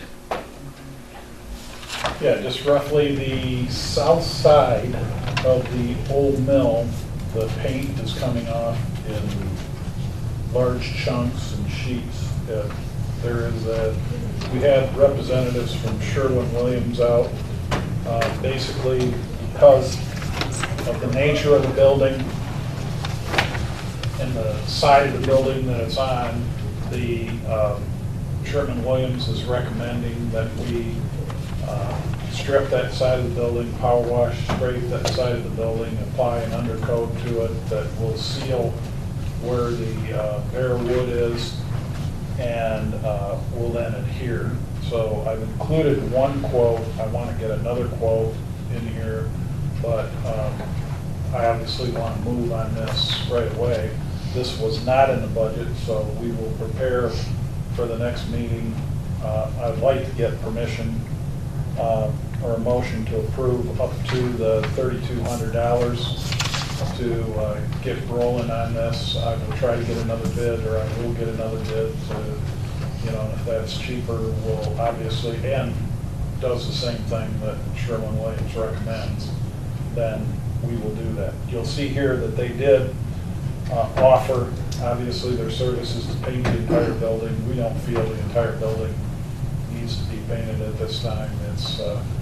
It is a combination of both the type of wood they said and the fact that it's not insulated on that side of the building also, so there is more of an issue with, I'm not a chemist, but how the paint adheres to the building. And so that's why we engaged Sherwin-Williams. So this was about the second or third time we tried to fix this, from what Bob's told me. And so we've got the right people involved, and hopefully this will be the end of this for quite some time to come.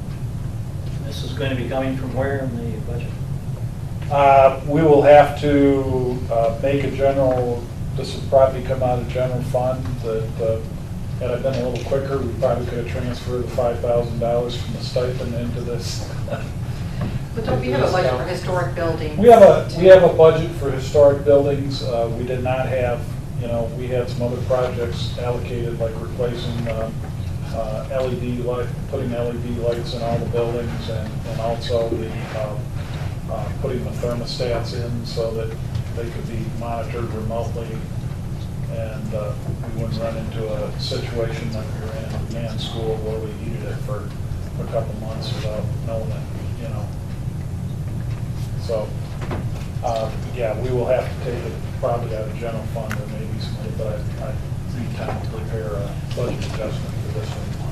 But I'm seeing This is not something we can do in-house? no, not paint that entire wall, no. No, you're gonna have to scaffold up, you're gonna have to power wash, scrape, do the thing. We could touch up some places and stuff like that, but no, we couldn't handle this. So maybe I missed it, but where are they out of, Kelsos? I mean, they don't have an address up here. So I just kind of find like the rest of it to not have an address. Or whatever. Yeah, I can get that for you. I'm just curious where You they're. know, like always, I'm gonna try to get a local Yeah. painter to give the same quote. So I can get you that address. I'll make a motion to approve the painting of the south wall of the Old Mill Museum at a cost not to exceed $3,200, contingent upon the receipt of one additional quote. Support.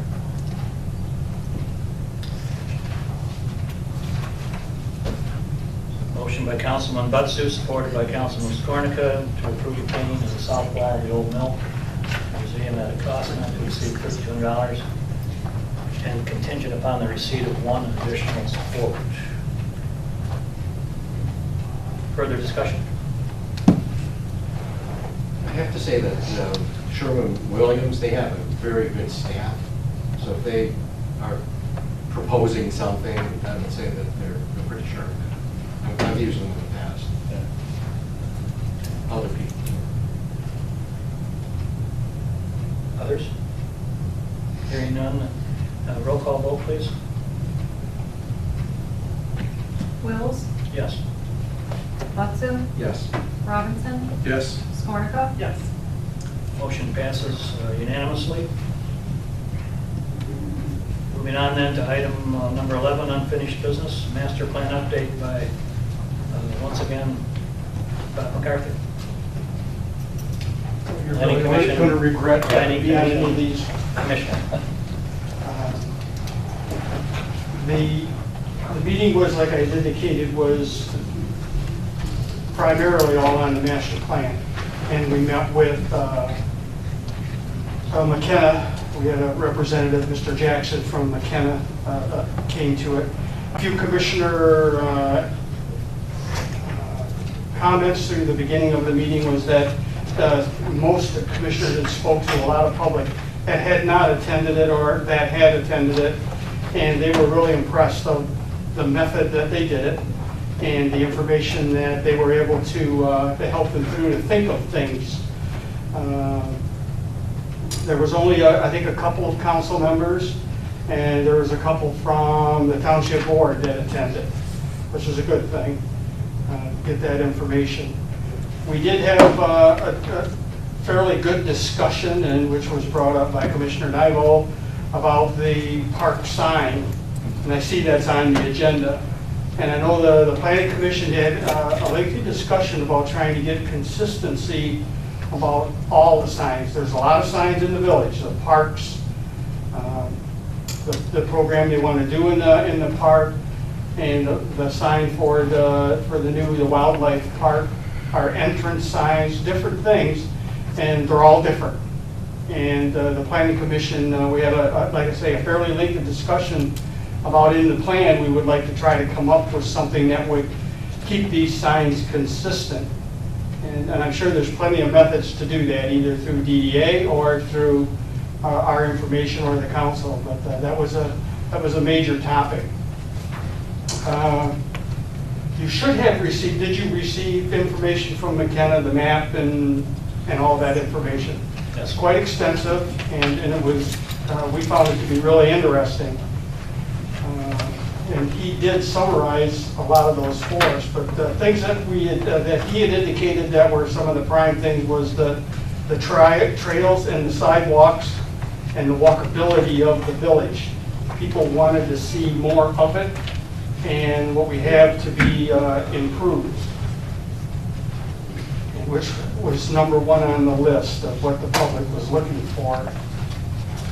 He also noted in regards to the sewers that there was plenty of there was conversations both positive and negative, obviously. We all know that one. Property maintenance was another of the public, indicating that they wanted to see that. And traffic configuration, especially the south end of the village, which would be south end 15. That was probably the biggest topic on there, of people placing spots on the map of their concern and something to be done there to improve that. I know there was a couple of us that discussed that roundabout, and I still believe it, but it's not real big. But one of the things that was interesting when you talked about all the stop signs, that our discussion with McKenna was that doing a mobility study in the village, which would cover some of those issues, whether or not stop signs, South Street, those types of things, of doing a study in the village and be able to provide that into the master plan, the information that we get from that study. And nothing was done on that. We didn't make a motion to it. I'm sure it costs. And I think that our next meeting, that's going to be presented to us of what that mobility study would absolutely cover and the cost of it. But we were definitely, everybody, the entire commission was very interested in getting that study done at the village. But we don't know the cost. No, we don't. And we don't have all the information on. Like I said, we were covering a ton of subjects. That was a primary one, and it will be discussed again at the planning commission to see about that study to get that done. There was several discrepancies found in the information that you have, and I'm not sure yours was corrected. Has been, right? And again, Commissioner Hayden found those discrepancies in there, and it was discussed by the whole commission of different issues. And we have requested that we get the raw data from McKenna so that we can look at it and ensure that the information in those packets is correct. We're assuming that it is, but we just wanted to be sure. There were several things when we were given documents to fill out, which was the goals and objectives, a vision plan for the village. I know the planning commission filled those out, everybody on it, and turned those in. That was not included in the information that you have, unless it was included there. But I know he made some corrections, but He did include some vision did he? statements. Okay, Yeah. because there was several, it was a concern on the planning commission that those things that we had discussed at that meeting, at least our interest and our concerns, was not added to that, to the plan. What about the issue that was brought up about council on several occasions about the separation between residents and non-residents? Does that report reflect, The one you have reflects who was at the meeting, whether they were It resident does. or non-resident. It does. Is that what you're talking about, Wayne? Yeah. Yeah. It indicates in there, McKenna come up with some, I don't know what he did. non-resident comments? He had a system, so if you come in and signed in, he wanted to know whether you were a village resident, township resident, or outside. And there were definitely some outside, quite a few outside, and I can't remember those percentages. I think it was like 12 people that were non-village residents, but of those 12 people, I think 8 of them were business owners in the village. So they were, So they did don't have, quote me on those numbers. they had a Real vested close. interest of some sort.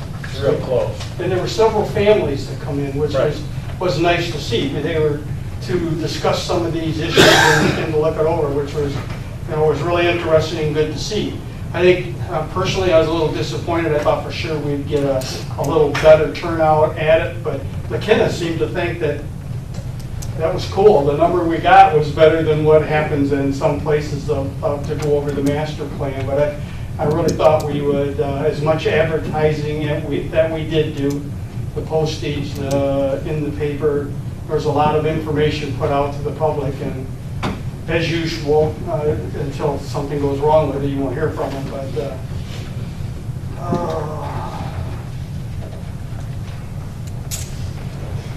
we did, it was posed a question to Mr. Jackson about at what level are we at right at this point, and he indicated we are at 50%.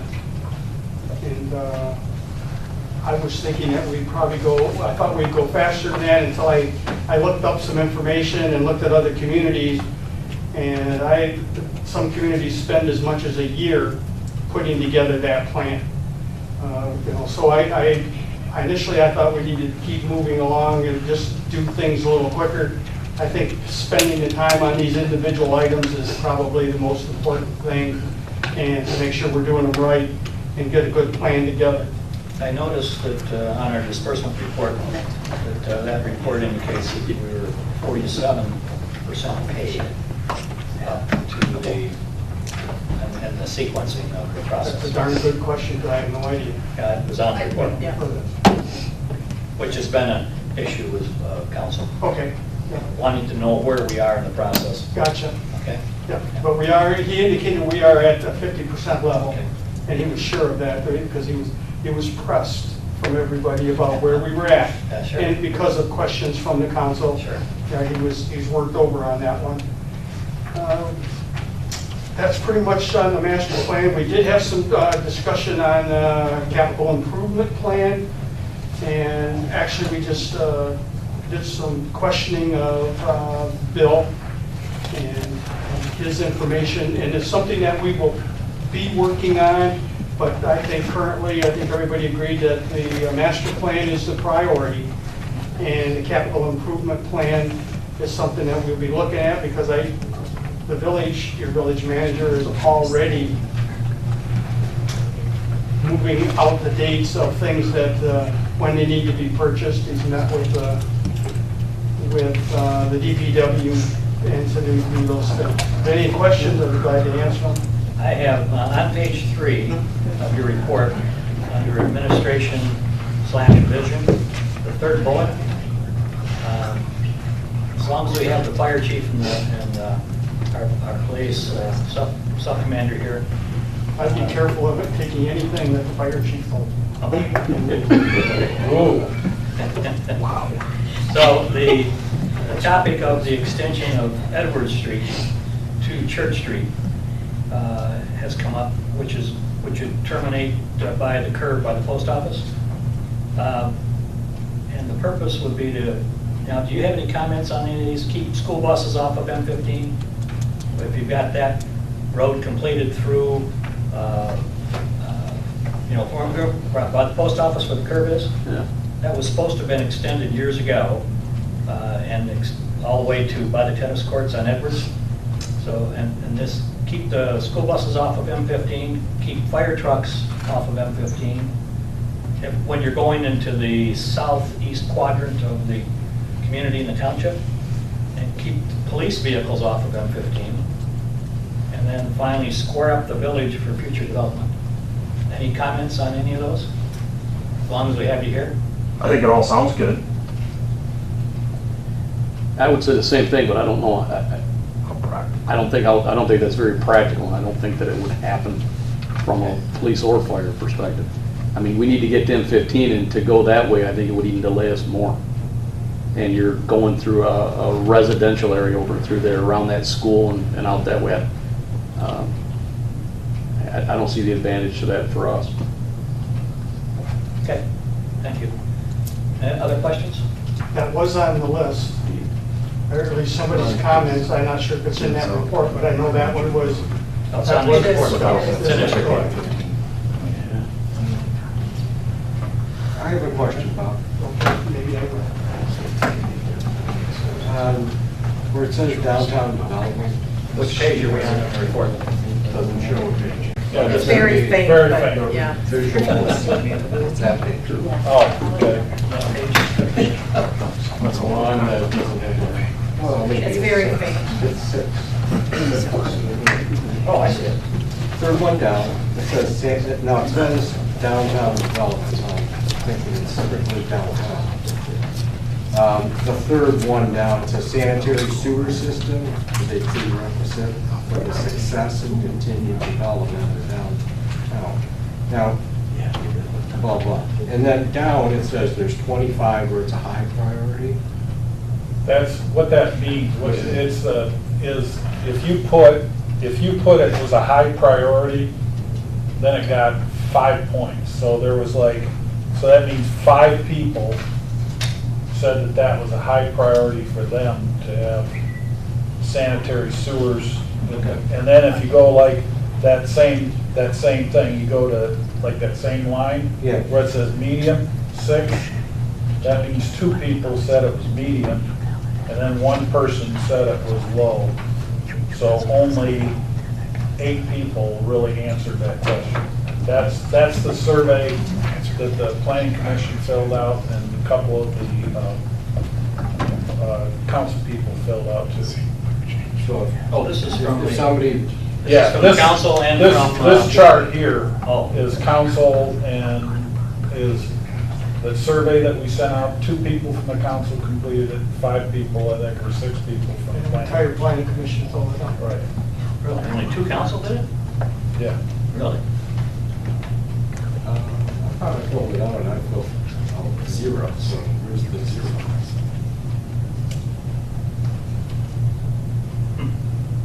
I know for a fact that, so I just questioned. No, and again, They got lost. we asked for that raw data to see what they, where he came up with these numbers. So it'll be interesting to see if it's, Populated in here. I mean, I don't know. It's like the blanks, do we assume that those are zeros if they're blank? I don't know. I just see a total at the end. Yeah. Oh, that's true. Well, there should be, if that's the case, there should be 1 At least one. at that low, well, there is 1 low priority. Low or no priority. No sewers is not a low priority. I mean, maybe his 1 means no. Maybe in McKenna's, And that's as low as you can get is 1. I say it's just a low. I would think As low as you so. can get I is mean, 1. some of the people That's you. didn't answer all the questions, so. They just spot. So Gotcha. that just says 8 people answered that particular question. All right. It's a little suspect. It was to us also on several different things. Again, that's why we're not truly done with it. He's going to give us more data to look that over with, to make sure that these numbers are actual. But my guess is, for the most part, they're pretty darn close, so. So you find it a little suspect too. Yes, they did. Yep, like I say, indicated, we questioned him on some of the information that was in there, whether it was correct or not. He apparently fixed some of it, so, but we'll be looking at it again. I'm sure that Larry likes to look at those things, so. So the point is that the planning commission didn't just rubber stamp this? No. Okay, good. This is just raw Raw data. discussion, raw data. Correct, yeah, it's just Good. No information. approvals, just, this is information. And I don't know if we would actually end up approving Well, No. because the it's also just information anyway. So basically, and the guy that came in, John Jackson, is the owner and the president of McKenna.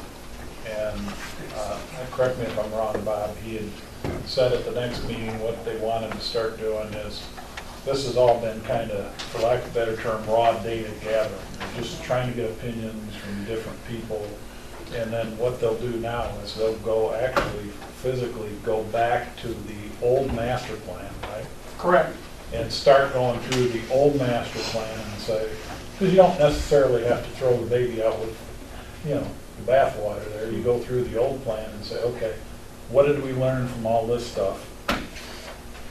And what do we need to incorporate into the old plan? What do we need to take out of the old plan now that doesn't fit anymore? And that kind of helps you get where you need to go to get it moving to the next step. And I think these are just steps. It's probably going to happen each month. It's going to be just another step. We'll keep looking at it, and hopefully we can keep it continually moving forward. And it appears so. We've got, I think, probably the worst part of it done now. Now we're down to the interesting of getting some of these goals and objectives in place, and what's truly what we're going to give to you. Okay. Very good. Thank you. Yeah, thank you. Any other questions for Bob? Okay. Thank you, sir.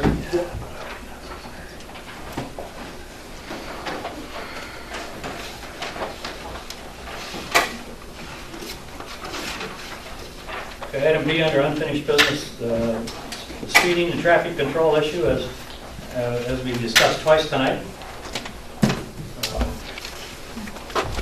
So if you recall back at our last meeting, I did request input from council, and I received input from Councilman Bryce Robinson, myself, and Butzer. Did I receive anything from you? I didn't receive anything from Eshman nor Sleva. So I'm basically... Okay, when you send it out, I'm going to... Okay. All righty. So, in any event, as was mentioned earlier, we did meet, we being the Streets Committee, comprised of myself and Councilman Robinson, and we met this past week with our village manager.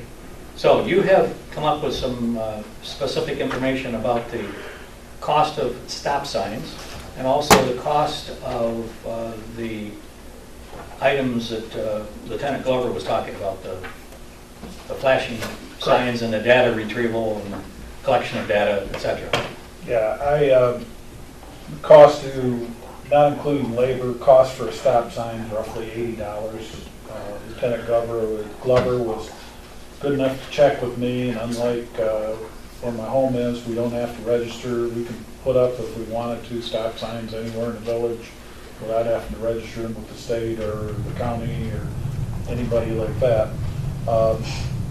But, you know, it's kind of counterintuitive, but what Lieutenant Glover testified to and what MDOT and all the research we started doing after Lieutenant Glover and I started talking was that stop signs really don't help. They do more to kind of hinder the process, and if anything, maybe open up potentials for accidents and things like that where people tend to roll through. Not necessarily totally a bad thing or something if we can do like a traffic study or something to show here's where it'll have a positive impact.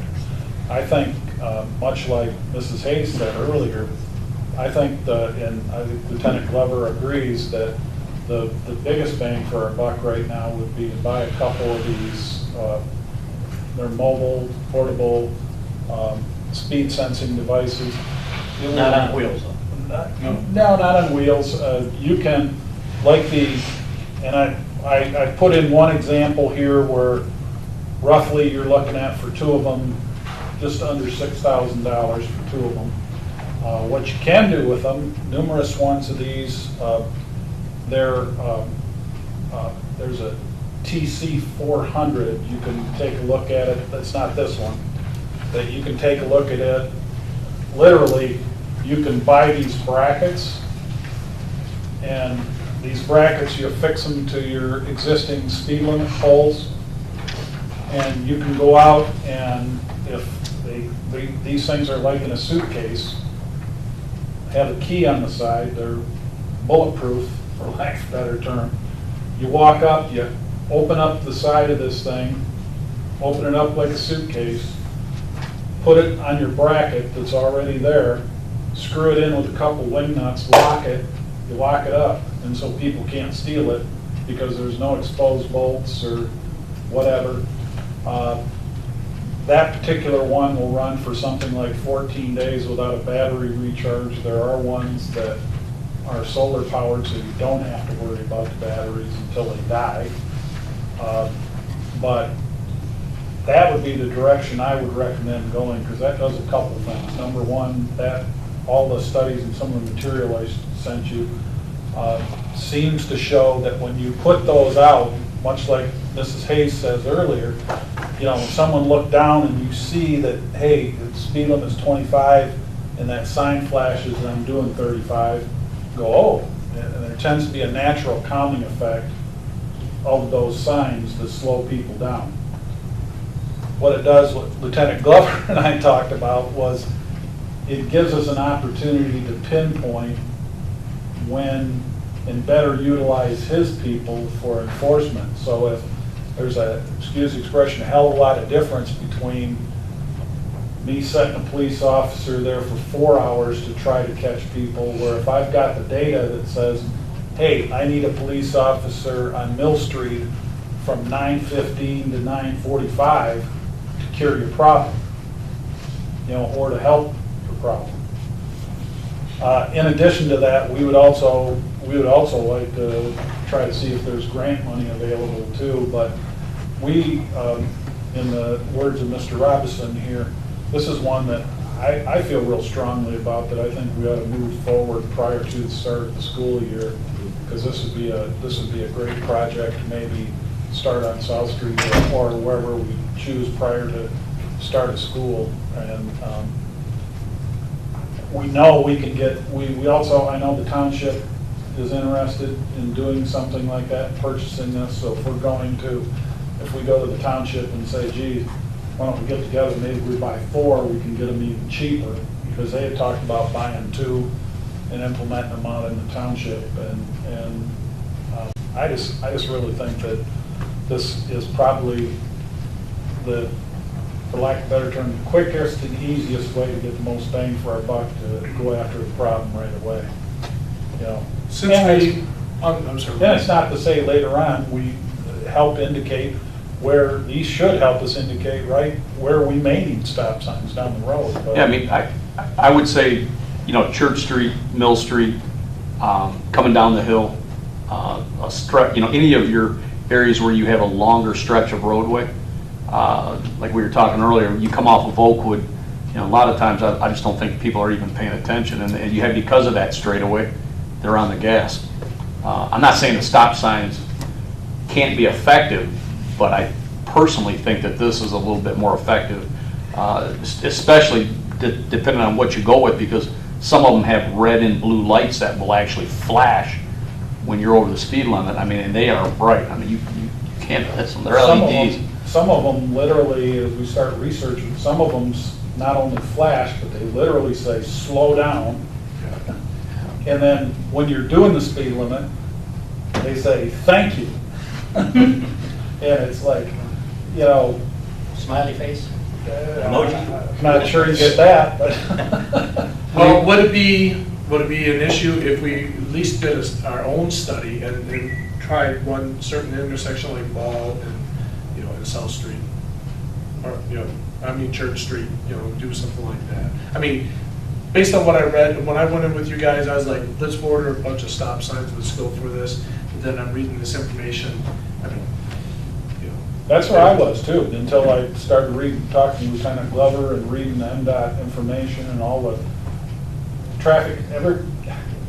Traffic's funny because everybody, excuse the expression, thinks they're an expert on traffic, but there's guys that, I mean, they're the rocket scientist of traffic.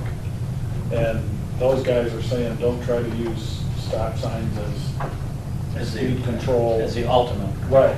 And not to say you shouldn't, you know, in certain situations. And I can tell you, a lot of the other communities around us have, you know, initially the smart carts were the big thing.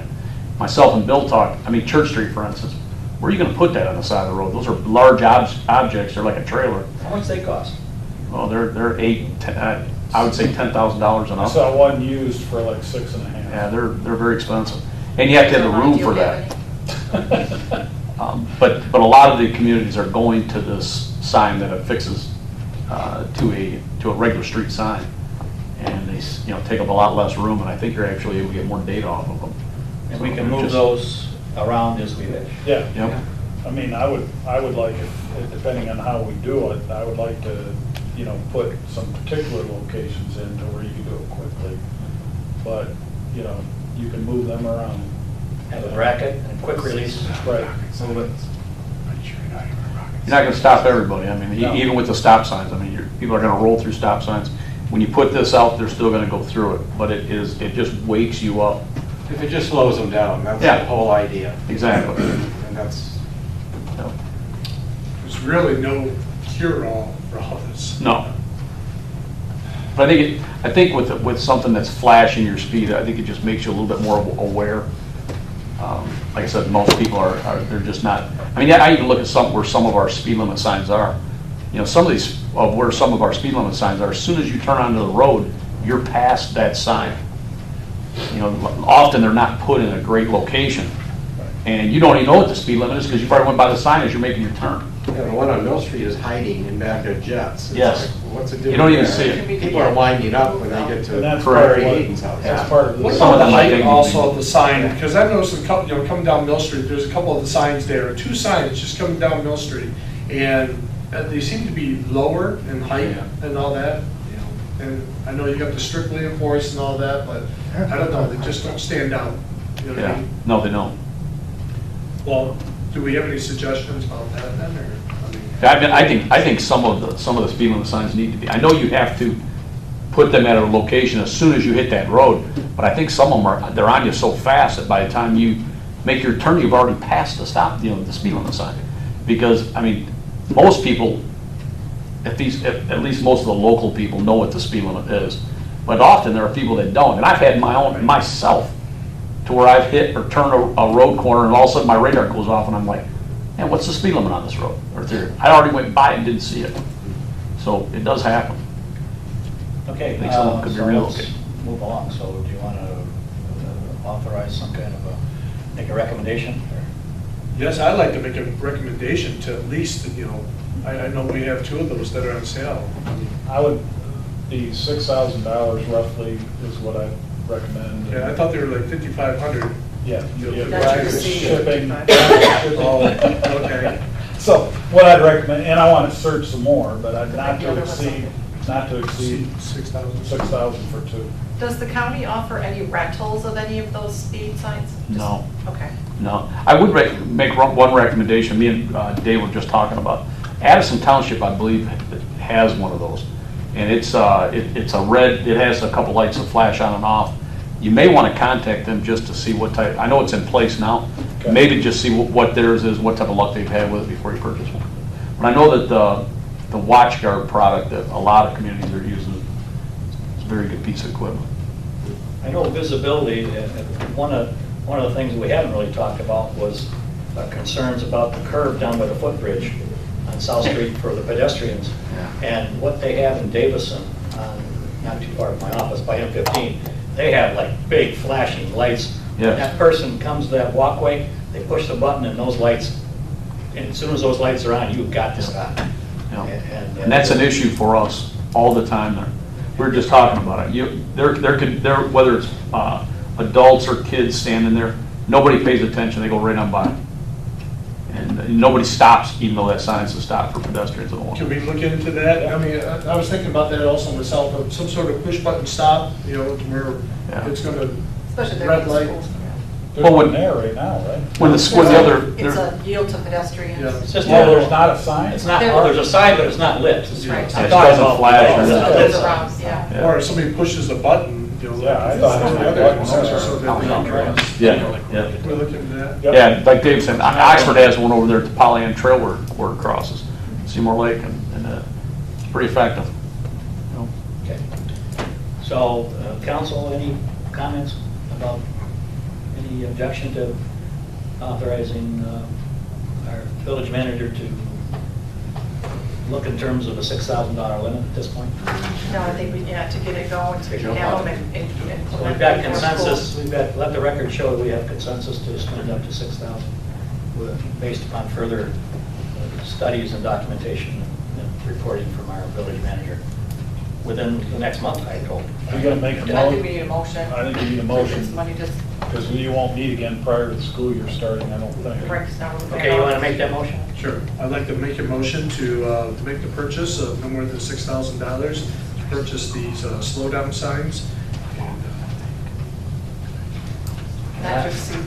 Oh, not to exceed, yeah, the $6,000. I will support that.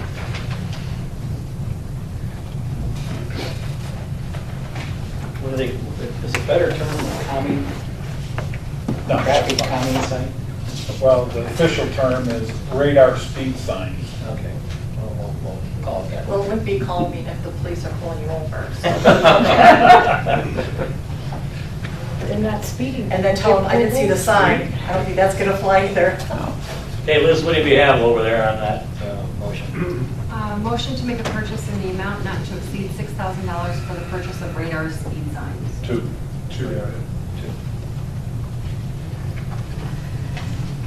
Of 2 radar speed signs. Okay, further questions, comments? Hearing none, all those in favor? Let's do a roll call vote because it's expenditure. Our motion was by Robinson, the second was by Myself.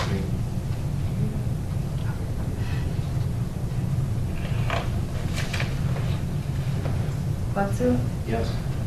Robinson, Yes. Swarnaco, Yes. Wills. Yes. Motion is carried. Next on our agenda, we have a, Just a quickie is the walkabout for the survey right, is Wednesday at 1 o'clock at the village office. I will be there. I don't know. Okay. You're coming? Bob and the DPW guys are gonna walk around too, so if that's not a good time for you or whatever, have those guys come around. Beth and I are going to Act 51 training that day, so we hope to be back, but, don't You know need if waterproof we'll be boots? back by then. We need waterproof. I don't know, you take your own muckers when you Okay. go back there. I don't think we've had enough rain this year for waterproof boots. So, and he is, the question guy, we will have, he's providing an electronic copy of the survey, so we'll have that available, so we'll be able to put it up on that. Good. So I told him until he does the tour and until we get the electronic, he doesn't get his money, so. There you go. There you go. So item D then, we have signage for the Ortonville Wildlife Preservation Park. And this is an update, so do we have anything yet to? I have got a hold of the, for the signage, the entrance signs, I got a hold of the woodworkers to take a look at what we've got currently at Aaron, or kind of to come up and see if they could come up with a commonized sign based on kind of the feedback that we want to commonize. And I know that the planning commission also would, like to be involved in coming up with a common look for all the signs.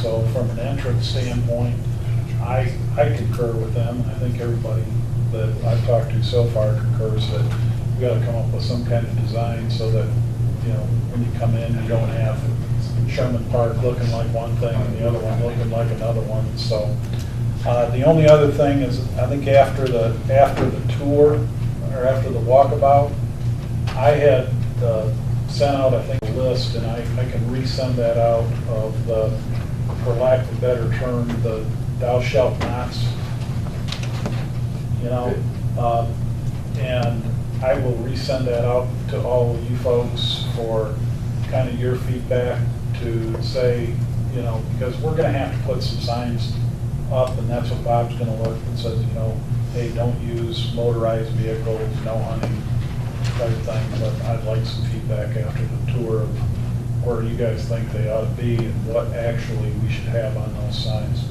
And then we can deal with the entrance sign when we commonize, if that makes sense.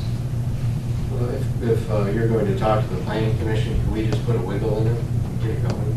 We've been talking about it for a long time, and I think we could, I'd like to have them up here pretty quick. As long as they're common, you know, I like the idea of the planning commission brought up about common signage. Sure. I agree. With our parks. And then develop a little catalog of signs. So like every entrance, once we establish it's going to be this, every park sign is going to be this for every whatever. So, you know, we always know what it is. And I think that's exactly what the planning commission had said too. Absolutely. is, that, we want to commonize this. We can, pretty inexpensive if we want to put up a temporary sign up there, you know, for an entrance sign or something till we decide what the gateway signs and everything should be. I can do that. It'll probably cost a couple $100, but we can put a temporary sign up to keep it moving if, I don't know that that's necessary. okay. I mean, If it's that much traffic that we have to probably put that up at this point. there's not a real opening in there. Other than the Carve deer out the track true right now. entrance. And that's something we need Once we to, actually that's have- something hopefully when you guys go on the tour that, Yeah, we'll that we'll you look at that. discuss. Look at because their access point. Right. I would like to see at least some kind of defined, you know, Park maybe entrance. some rocks or something that show this is where you go in. Yeah. Okay, item 12, manager's report, dumpster update. Dumpster update of the 82 letters we sent out. We either have completed or action going on all, I was going to say 9, but that dropped down to 8, who have failed to respond to 2 written notices. So we're at the point here where I can give a 3rd written notice, or I can send them a letter with a ticket in. And that's,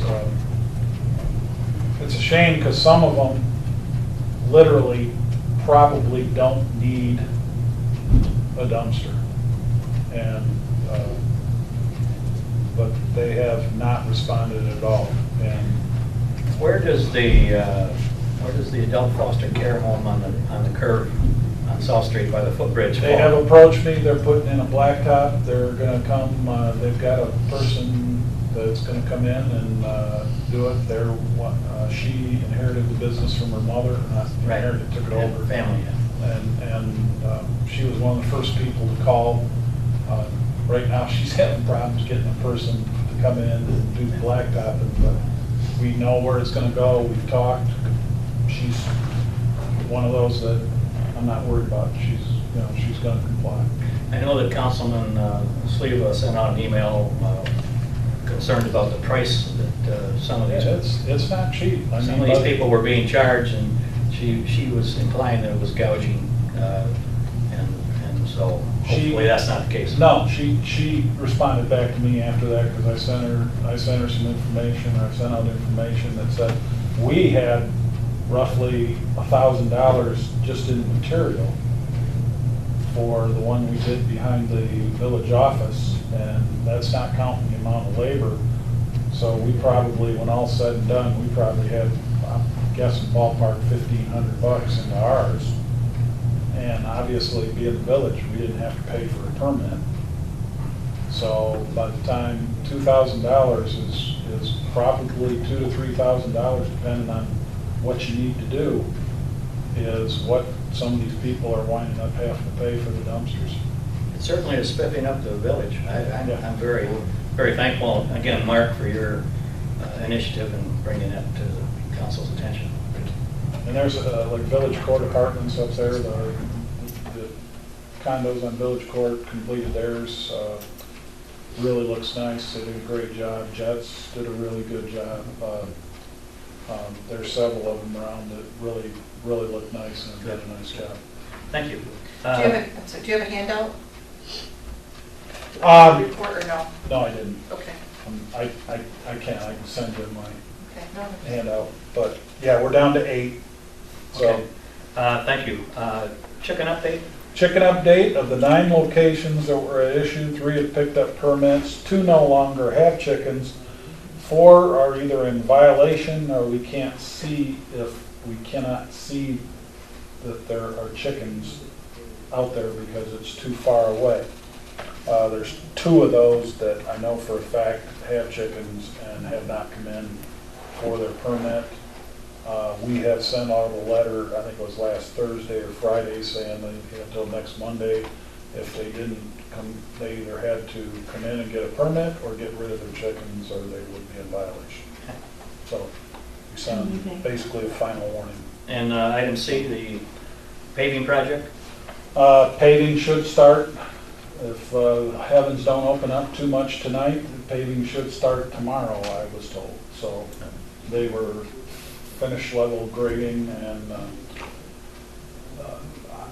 generally speaking, the contractor has done a real nice job in diffusing problems, and Bob has done his regular excellent job helping to diffuse any problems that we have, or any issues that have kind of developed over the time. Okay, thank you. Public comments on non-agenda items? Go ahead. You got me state my name again? Sure. For the TV folks. Linda Hayes, 690 Oakwood Road. And I just wanted to ask Bill if he has found out anything about a daytime ordinance about the noise that we talked to. We have, right now, we have no daytime ordinance per se. Against Okay. music from the pub? Yes. Against Specifically? music in the pub. Yes, Yeah. music from the pub is. Theoretically, that is a 10 o'clock at night ordinance is all I can find right now. Okay, so my question is there something that we can I don't want to stop these people from having it, but I don't want to have to listen to it when I sit out on my deck on Tuesday night and Sunday afternoon. I mean, I just don't think I should be hearing it up there. And I can't imagine what these people down here in town must hear. So. That's why MacArthur lives elsewhere in summer. I have no comment. I've been over there, so it's per So se, it's pretty I'm stuff. just wondering, can we get something, look into something to maybe get it where it's a little bit lower so it's not quite so. Yeah, I mean, I can talk to the owners of the pub and see if they can voluntarily comply. Yeah, that would be great. It would. You know, like I said, I don't want to stop anybody from having their thing, but I don't care for Mustang Sally and Gloria. Sorry. What music do you care for? So that's She's an Elvis fan. and I also want to say too about the dumpsters. It has greatly improved our village. I know it's an expense to the owners, but it's great. It really is. It's nice. And I do thank you for listening to us about the speeding and addressing that. And thank you, Lieutenant Glover. I'll save that on tape so that so thank all of you. Thank you. I do have a question with the noise for the summertime. I would think that the deputies would hear that and right across from the pub that they don't want to address it unless there's a complaint filed. If we have a complainant, yes, but I can tell you that in my 3 years out here, a little over 3 years, we have had 0 complaints about their music. Oh, no. None. We've called you. No, we've called you. Because I'm telling you, I have not seen it, we have not had a one this year that I'm aware of at all where somebody has called. Well, the reason I stopped calling was because they told me that there's no ordinance. That you can't do anything. And the one time, the girl, when I was talking to her, it was a woman deputy, and I was out on my deck, And she said, "Is that the music you're talking about?" Well, I disagree with the ordinance because there is a disturbing the peace, which is, you can write over and beyond an ordinance. I mean, there is a disturbing the peace. You have to have a complainant for that, but we have not had complaints from them that I'm aware of this summer. Well, I didn't call this summer. So, I mean, we have. They would know. Yeah. I mean, we have had none this summer that I'm aware of. I guess for the public, you use the terminology disturbing the peace. Yeah, it is. It's a I mean, I don't need a local ordinance to write a disturbing the peace. Okay. I've been just looking at all You these, mentioned- I've been looking at all these painted rocks, and now I'm meditating and quiet, and then my peace has been Mustang disturbed. Sally comes on. That's right. You're welcome. You have a decibel level that you? No. you know- No, and we don't need one. Yeah. In the ordinance, The ordinance does have a decibel. But after 10 p.m. 60, after 10 p.m., Yeah. 65 dB. And whatever that equals at the- to, I mean, I don't know. 65 That's not very loud dB at at all. the property. I mean, we can be speaking and it's at 65 decibels. Okay, yeah. I mean, if you speak to Amy, I mean, if it's an issue, I mean, like if we were to receive a call, I mean, she is not going to tell us, no, I'm not going to turn my music down. I mean, it's a small, usually it's a two-piece band out there. Typically on She will Sunday take care of night. it. Yes, I would Sunday, think. Sunday afternoon is when it's really kind of the loudest and, That is when they have their biggest crowd. Yeah. yeah. No question. All right. Uh-oh, you're back again. Yes, sir, Bob McCarthy on Schoolhouse Street. I'm right behind that band at the pub. And I can tell you, there's at least 4 or 5 houses along there that folks sit outside and listen to that music. You know, But they like it. you can hear it, I'll give you that, but as far as being loud, I don't believe it's loud. Although I love Mustang Sally, Gloria, I mean, and they play fairly good music, but we set out and listen to that. As far as being extremely loud, it doesn't interfere with anything, but I'm sure they can hear it. I'm sure it echoes all over the village. I live on Oakwood Road. You know, only occasionally, when the wind changes, I can hear it come down. We must Usually- be in the tunnel. Yeah. It's all about the wind. It's all about the wind. Yeah. Okay. Thank you very much. Any others? I just wanted to comment about, reference the support for Bob and the PGYA. That's a huge program. It needs to continue with support for that. Our goal with law enforcement and through our school liaison is to not introduce every troubled kid in the criminal justice system. It's not our goal. We try to avoid that at all costs until we can avoid it. And then they end up, in our district courts. So, and with Bob's program, we often talk back and forth on different programs, what might be more effective. And in my view, any program that they put on that affects or saves the life of one kid makes that program worth it. And, at the substation level, we don't stop when it deals with the kids just because we get to the Groveland Township line. Those are brand new kids in our school system, and he needs all the support he can give with that. Thank you. On that note, as far as making additional donations, do you have anything posted or anything where it's easily? You know, they used to send out letters to a lot of different people requesting donations, and we've got a larger board now, and there's several of them that see that as a project that we probably go into doing like a Facebook thing, and because we're on Facebook, but it really isn't probably difficult time finding us, and we're on the school link as far as our website, but we are looking at doing a little more, trying to get more out of the public, because that's where based. We are not money makers. We don't have raffles and all those things. We solicit you folks that have the money for the community, and we get some things from the school. And the recreation department. So yes, we are going to do that, and you'll probably be hearing from us in one manner or another. Thank you. And if you want to give, just These are non-agenda items. Sorry, I got scolded already, so. Okay, Carol. Hi, my name is Carl Hayes. I live at 690 Oakwood Road. This is not on the agenda, but I think I've mentioned this a couple of times.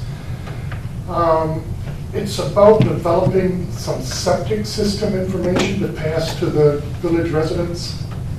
Now, Bob mentioned that the planning commission had discussed sewers and that there was a lot of talk about it. I hope what their talk was that there was over 550 village residents who said no to sewers, and there was 70-ish or so who were pro-sewer. So what I'm seeing is we are going to be living with septic systems. It's a fair statement, yes. Most people, from what I see, don't understand how to use a septic system. We walk through the village and people's backyards, where their drain fields are full of trees, bushes. Those are very counterproductive to a drainage system. So what I was wondering was, is the planning commission or the trustees, is anyone looking into an information package to give to the village residents so they can know how to work a septic system? Currently, we'd like you to go online because we've posted that online probably the first or second month I was here. So that there's 2 or 3 different septic system information things online. I believe we've also, we can bump that up though again if it's kind of fell down the list of other things, we can bump it back up. We do have information. Oh, I was gonna say, I'll probably be bringing to the next meeting with me, the August meeting, information because September is Septic Awareness Month. Okay. So I have So information. we'll on bump that out, we can bump that out again and maybe we can get some help. from, Well, my newspaper. take on this being on our website is that I don't play on the internet. I don't scan websites to see what information may or may not be available. I mean, there's it's an endless supply of it out there. I'm sure we could get a copy. People don't even know that they should be looking at how to work their septic system. Can we have They would handouts go to their available at the mailbox. village office And then? open their mailbox and there's a A flyer. flyer in there briefly discussing septic awareness. Yep. Maybe on this posting, this mailing, you could put the website, so if people are interested, they know where to look. Maybe also we could solicit some of our local vendors who might themselves want to solicit and give you informational packets. So maybe they could probably help us cover some of those postage costs and copy costs. We Maybe can find get some them out at flyers there. Septemberfest. Yeah. But they would have a vested interest in maintaining and pumping, et cetera. And also, you know, the presentation that was done at the library from Jim Right. Nash, I'm sure that presentation would be available if we contacted him. I mean, I did not attend personally, but since Tanya had clarified, because the description wasn't in detail, that it was for the purpose of that, maybe we could get his presentation and put it on our website or make it available to pick up a copy in the office or something. I was there, the presentation was not really geared towards septic. Oh, it was not? It's So it was not. misguided? Yeah, Okay. but, yeah, we could always address, you know, Just some concerns basic of people things that that don't people know don't the darn realize. thing about a septic. Yeah, And What to flush down and what not. Yeah, I mean, come on. Yep. Right. well, they planted all these ornamental trees in their backyard, or they just let the trees grow around their fence line. Hey, move out to the city and you're There's used also to a lot a of septic, things you're don't- used to a sewer. And so you dump all your garbage Yep. disposal down there and everything. Yep. And it's not good. renters and. And they have to be. Yeah, and I believe that it's a lot like what we've said about the speeding through town. Awareness. You show them, you know, hey, 33 miles an hour, you know, and they see that, and they look at the speedometer, whoops, and they slow down. And They having don't a know they don't know about septic systems. Like you said. Good point, well taken. Thanks, Carl. Thank you. Everybody- Anybody else? Anything else?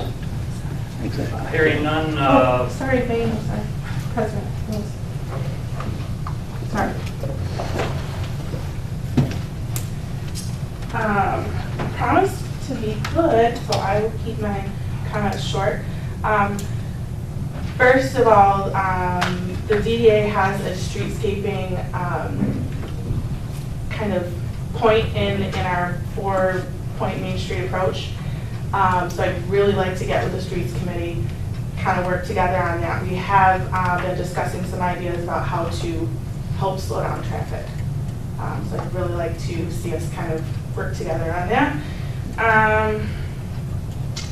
And we'd also like to be included in any work on signage because, again, with the placemaking and the streetscaping initiatives, we are heavily invested and are getting some work, mock-up work done on some gateway designs and different things like that that the DDA can help or can fully fund.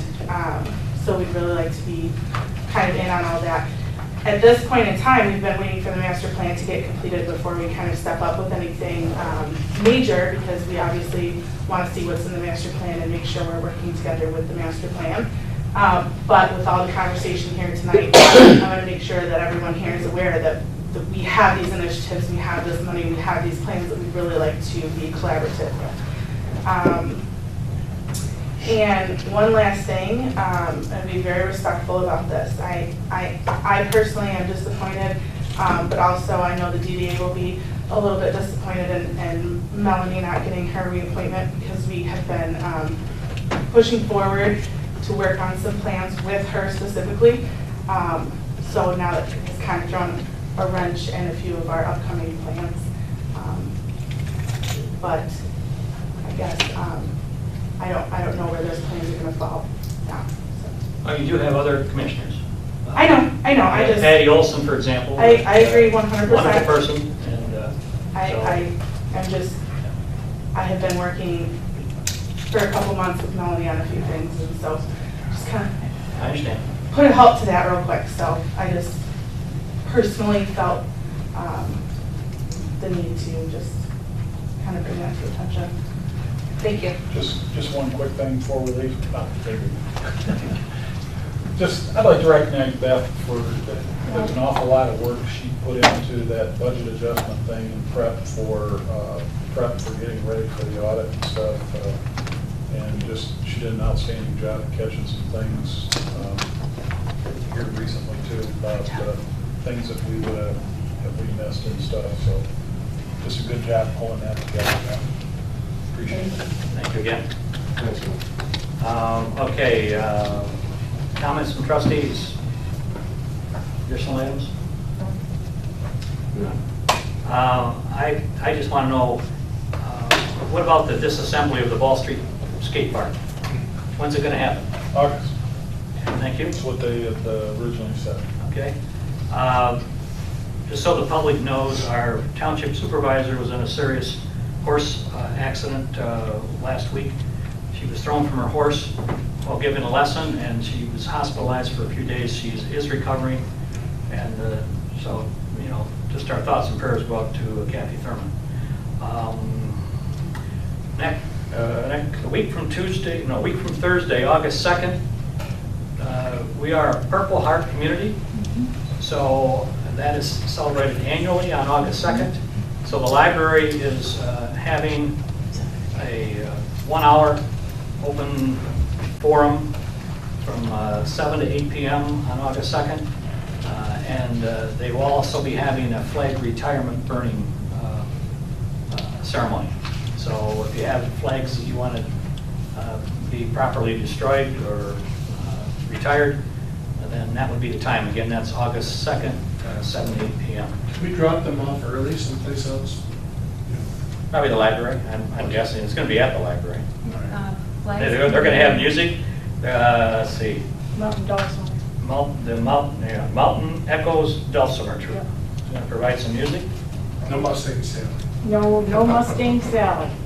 And there'll be a contingent from the VFW Post 582 will honor Purple Heart Medal recipients. Yes. To give an update on the M15 Purple Heart Trail.